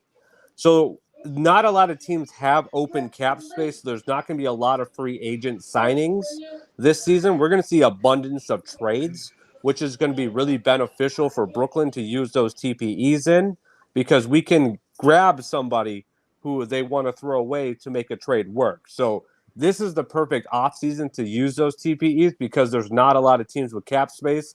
You're going to see a lot more trades this offseason than you are free agent signings. Yeah. That's a great Very point. well. That was impressive, Brandon. I'm impressed. Last words. Exactly. They bodied that. That's why we got Brandon and Jay here, man. They bodied that. Let's go around the room. Brandon, last words. Any parting? Get Sean Marks out of here. Oh Jesus! He's going right for the jugular. Is that all you got there, Battle Pants? As long as he's gone, I think we'll have a great offseason. Woo. This is my new GM again, bro. Could we all can You know wish. what? Get rid of Sean Marks. Promote was Jeff Peterson. Jeff Peterson. Jeff Peterson. Yep. Hey, Serbian Sun Devil says we're getting Nikola Jovic. Nikola Jovic. Yep. Nikola Jokic. That Sean Marks would draft that guy. He loves the European guys. Yeah, he does. Rage, are you still there? Yep. Last words, bro. Shit, I got nothing. Shit, I got nothing. Are we back to Andre Drummond is not a top 20 center? Shit, Are we there yet? No, unless he joins the Lakers again. Chubbs, are you there, bro? Yeah, I'm here. Let's pray we can at least keep Kyrie. That should be. Let's pray that at least that happens. That's it? That's all you got? Sorry, my mic disconnected. No, my mic disconnected. My mic disconnected for a second. But yeah, pray Kyrie stays. Pray Sean Marks doesn't do any fuck shit this offseason. Like re-sign LaMarcus Aldridge and sign Carmelo Anthony, and those are gonna be our big acquisitions. That would be crazy if that happened. Please no. LaMarcus Aldridge and the Melo being our two major acquisitions. Free agents. Imagine, and Carmelo. But and that's it. He does nothing else. Big plug. Follow Nets Kingdom Radio. It's started. I've plugged it on a couple streams before, but I officially started it. Follow it on SoundCloud. I'm gonna pull up the names real quick. SoundCloud and Mixcloud. Just give me a second. Let me. Oh, and don't forget, this is part of Chubbs' last words too. Bronny? Yeah. This is what Chubbs is advocating for too. You saw his avatar. Brooklyn. Yeah. Brooklyn. Nah, it's ultimately a troll, but yeah, it was just funny. Because bro, people really hyping up Braun to Brooklyn, so let's decide to join them. We didn't even get into that. I'm kind of depressed that we didn't even entertain the ridiculous trade ideas. I'm really depressed we didn't get into that. But go on, Chubbs. Yeah, Nets Kingdom Radio. Make sure y'all follow that on Twitter. It's NK. They already Radio. did a Drake Kanye breakdown. He spoke to my heart with his first one where he went like old school, and the music matched the gray in my beard. Like it was beautiful. Took me back. Do a Wu-Tang one for it matched the green. Yeah, I got it. Yeah, I gotta have a Wu-Tang one. You've got to do one of those for me, please. Yeah, really great mixes, yo. Make sure you guys. And I will be on that show. On the Wu-Tang one. Oh hell yeah! I will promise a Wu-Tang mix will happen. It will happen. But follow it on Mixcloud, Nets Kingdom Radio 95, and on SoundCloud, Nets Kingdom Radio, just straight up 95. Follow the show on Twitter NK Radio 95 with a capital N, nothing, just NK Radio 95. Just follow that up. It's definitely gonna be a fun summer with that. Next time we'll be prepared with some visual stuff to make it easier, but. Yeah, a little more prepared. Yeah, follow that up. It's going to be fun. That's right, Chris. I am a geezer, and I'm proud of it. I have accepted my oldness, and I will wear it. I'm just a geezer. I want to. If Brendan's still in here, yes, I still think the Nets can win a championship with Nash. Does he actually pick his own assistant coaches to be the best coach he can be? That remains to be seen. Or is he just going to be a puppet of Sean Marks? You never know. Let's see here. Jay, last words. Just wanted to say Jay Juice said that he thought that Marshmello was what did he say? He said play no defense. Melo is gritty. Melo is gritty. Nah, that's why I call him Marshmello. Melo is gritty. Come on, Juice man. Jay Juice. The reason why I've called him Marshmello, and I've called him Marshmello for a number of years now. I called him Marshmello when we had KG and Paul Pierce on our team. We played them at the Garden. His son, who's now a star basketball player at Christ the King, he was sitting behind me, and I kept calling him Marshmello. He started calling him Marshmello during the game. And the reason why I call him Marshmello and the reason why I know he's not gritty, because he tried to flex on somebody years ago, and Jared Jeffries chased him, and he ran around the court at the Garden. Yeah, I remember that. Hey, but them old Knicks players, I will say, because I remember watching, was it Chris Child's 2-piece Kobe to his chin? Like, older players were different, bro. And don't forget when KG told him his wife tastes like Honey Nut Cheerios. Honey Nut Cheerios. Goddamn. And he didn't do nothing about it. Speaking of Marshmallow, would y'all take him on the Nets next year? No. I'm good off him. Yeah, I'm good. Oh, Jay, do you think Braun is coming to BK? I purposely have no comment on that. Damn. I will say this: if Sean Marks gets fired, no chance Bronny comes to Brooklyn. Yeah, I have no comment on that though. No comment. How about that being my answer? No comment. Anything is hey, but that's why I'm kind of bummed we didn't really get into some of these crazy trade things, because to my point earlier, I love entertaining them because you never know. And I guarantee you before the James Harden Pokemon King? That's my burner. Wait, who is that Pokemon King? I don't know, but hey, listen, nobody expected us to ever have Ben Simmons on this team at the beginning of the year, and here we find ourselves. So you never know. I will say, hey, let me just say this also in my last words.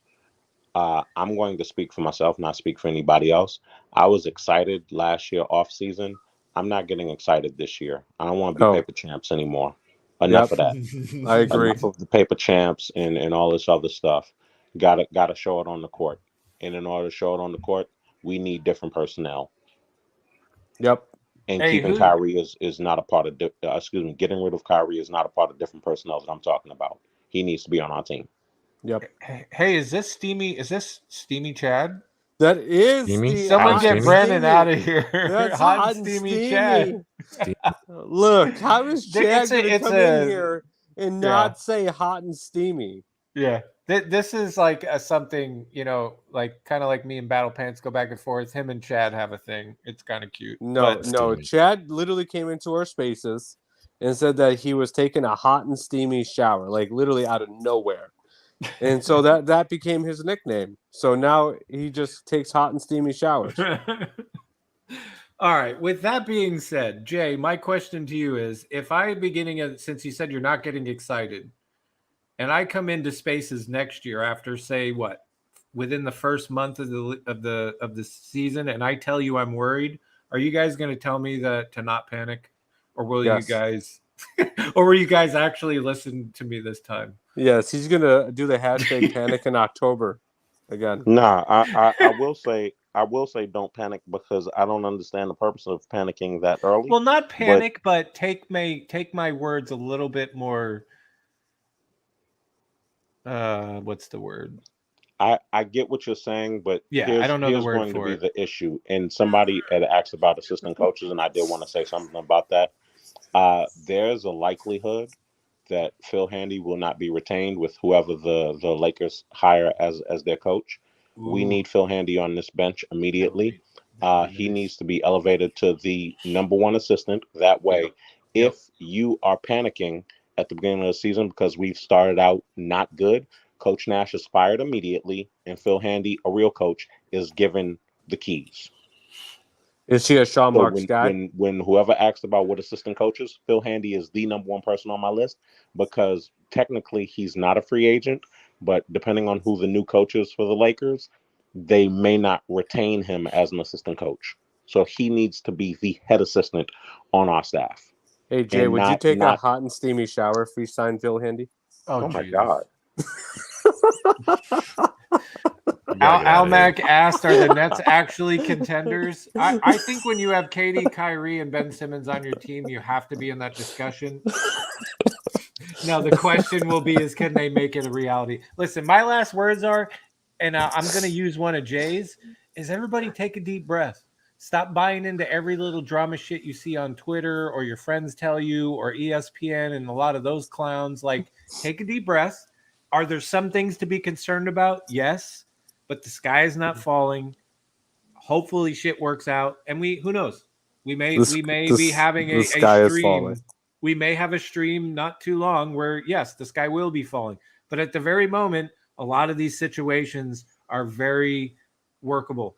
And I think we can get through it and actually enjoy our next season. That's, I think we're at that point.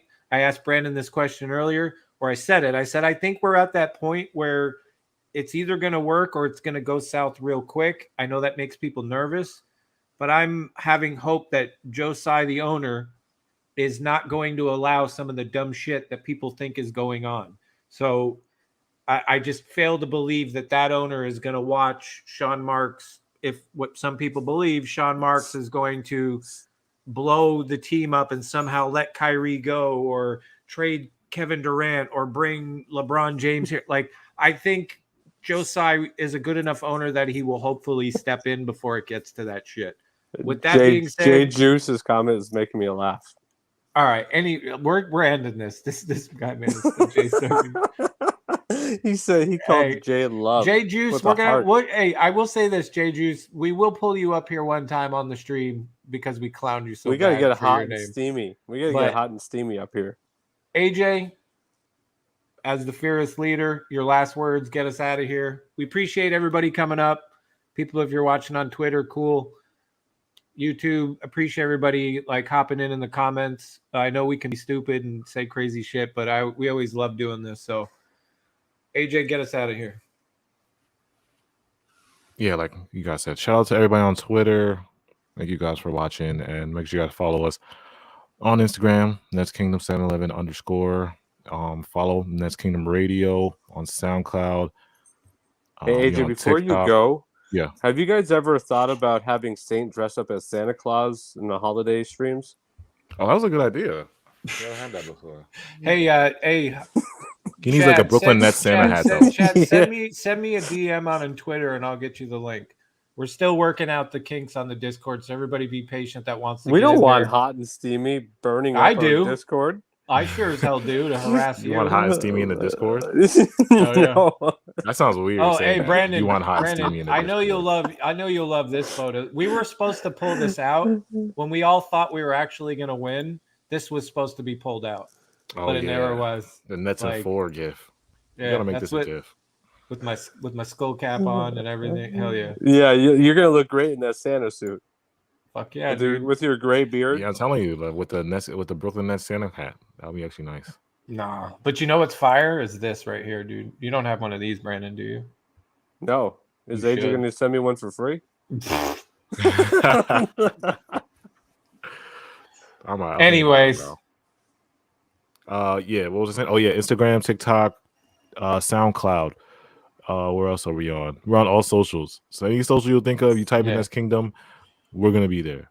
We're gonna be streaming on Twitch soon. Twitch coming soon too. We're on Twitch. We'll be on Twitch. Soon. We're gonna be doing everything, but yeah, I'm down for it. Yeah, make sure you guys hit that like button for us on your way out, and thank you guys for watching. My last words again. I just hope Sean Marks doesn't fuck this up. Just say it. Speak it with your chest. Come on, puff it out. He will. I really don't want. Just like I said, I have lost all faith in Sean, but just don't fuck things up this summer, please. Please just don't fuck things up. And I'm with Jay. I'm not gonna be excited at all. I'm just gonna be calm and look at every move and analyze every move for what it is and see how it works out. But that's all I got. All right, well, everybody that's up here, just once I end the broadcast, just hang out a second. But appreciate you guys all. We'll see you next time when we do it. Hopefully we'll have more news to talk about, but appreciate y'all.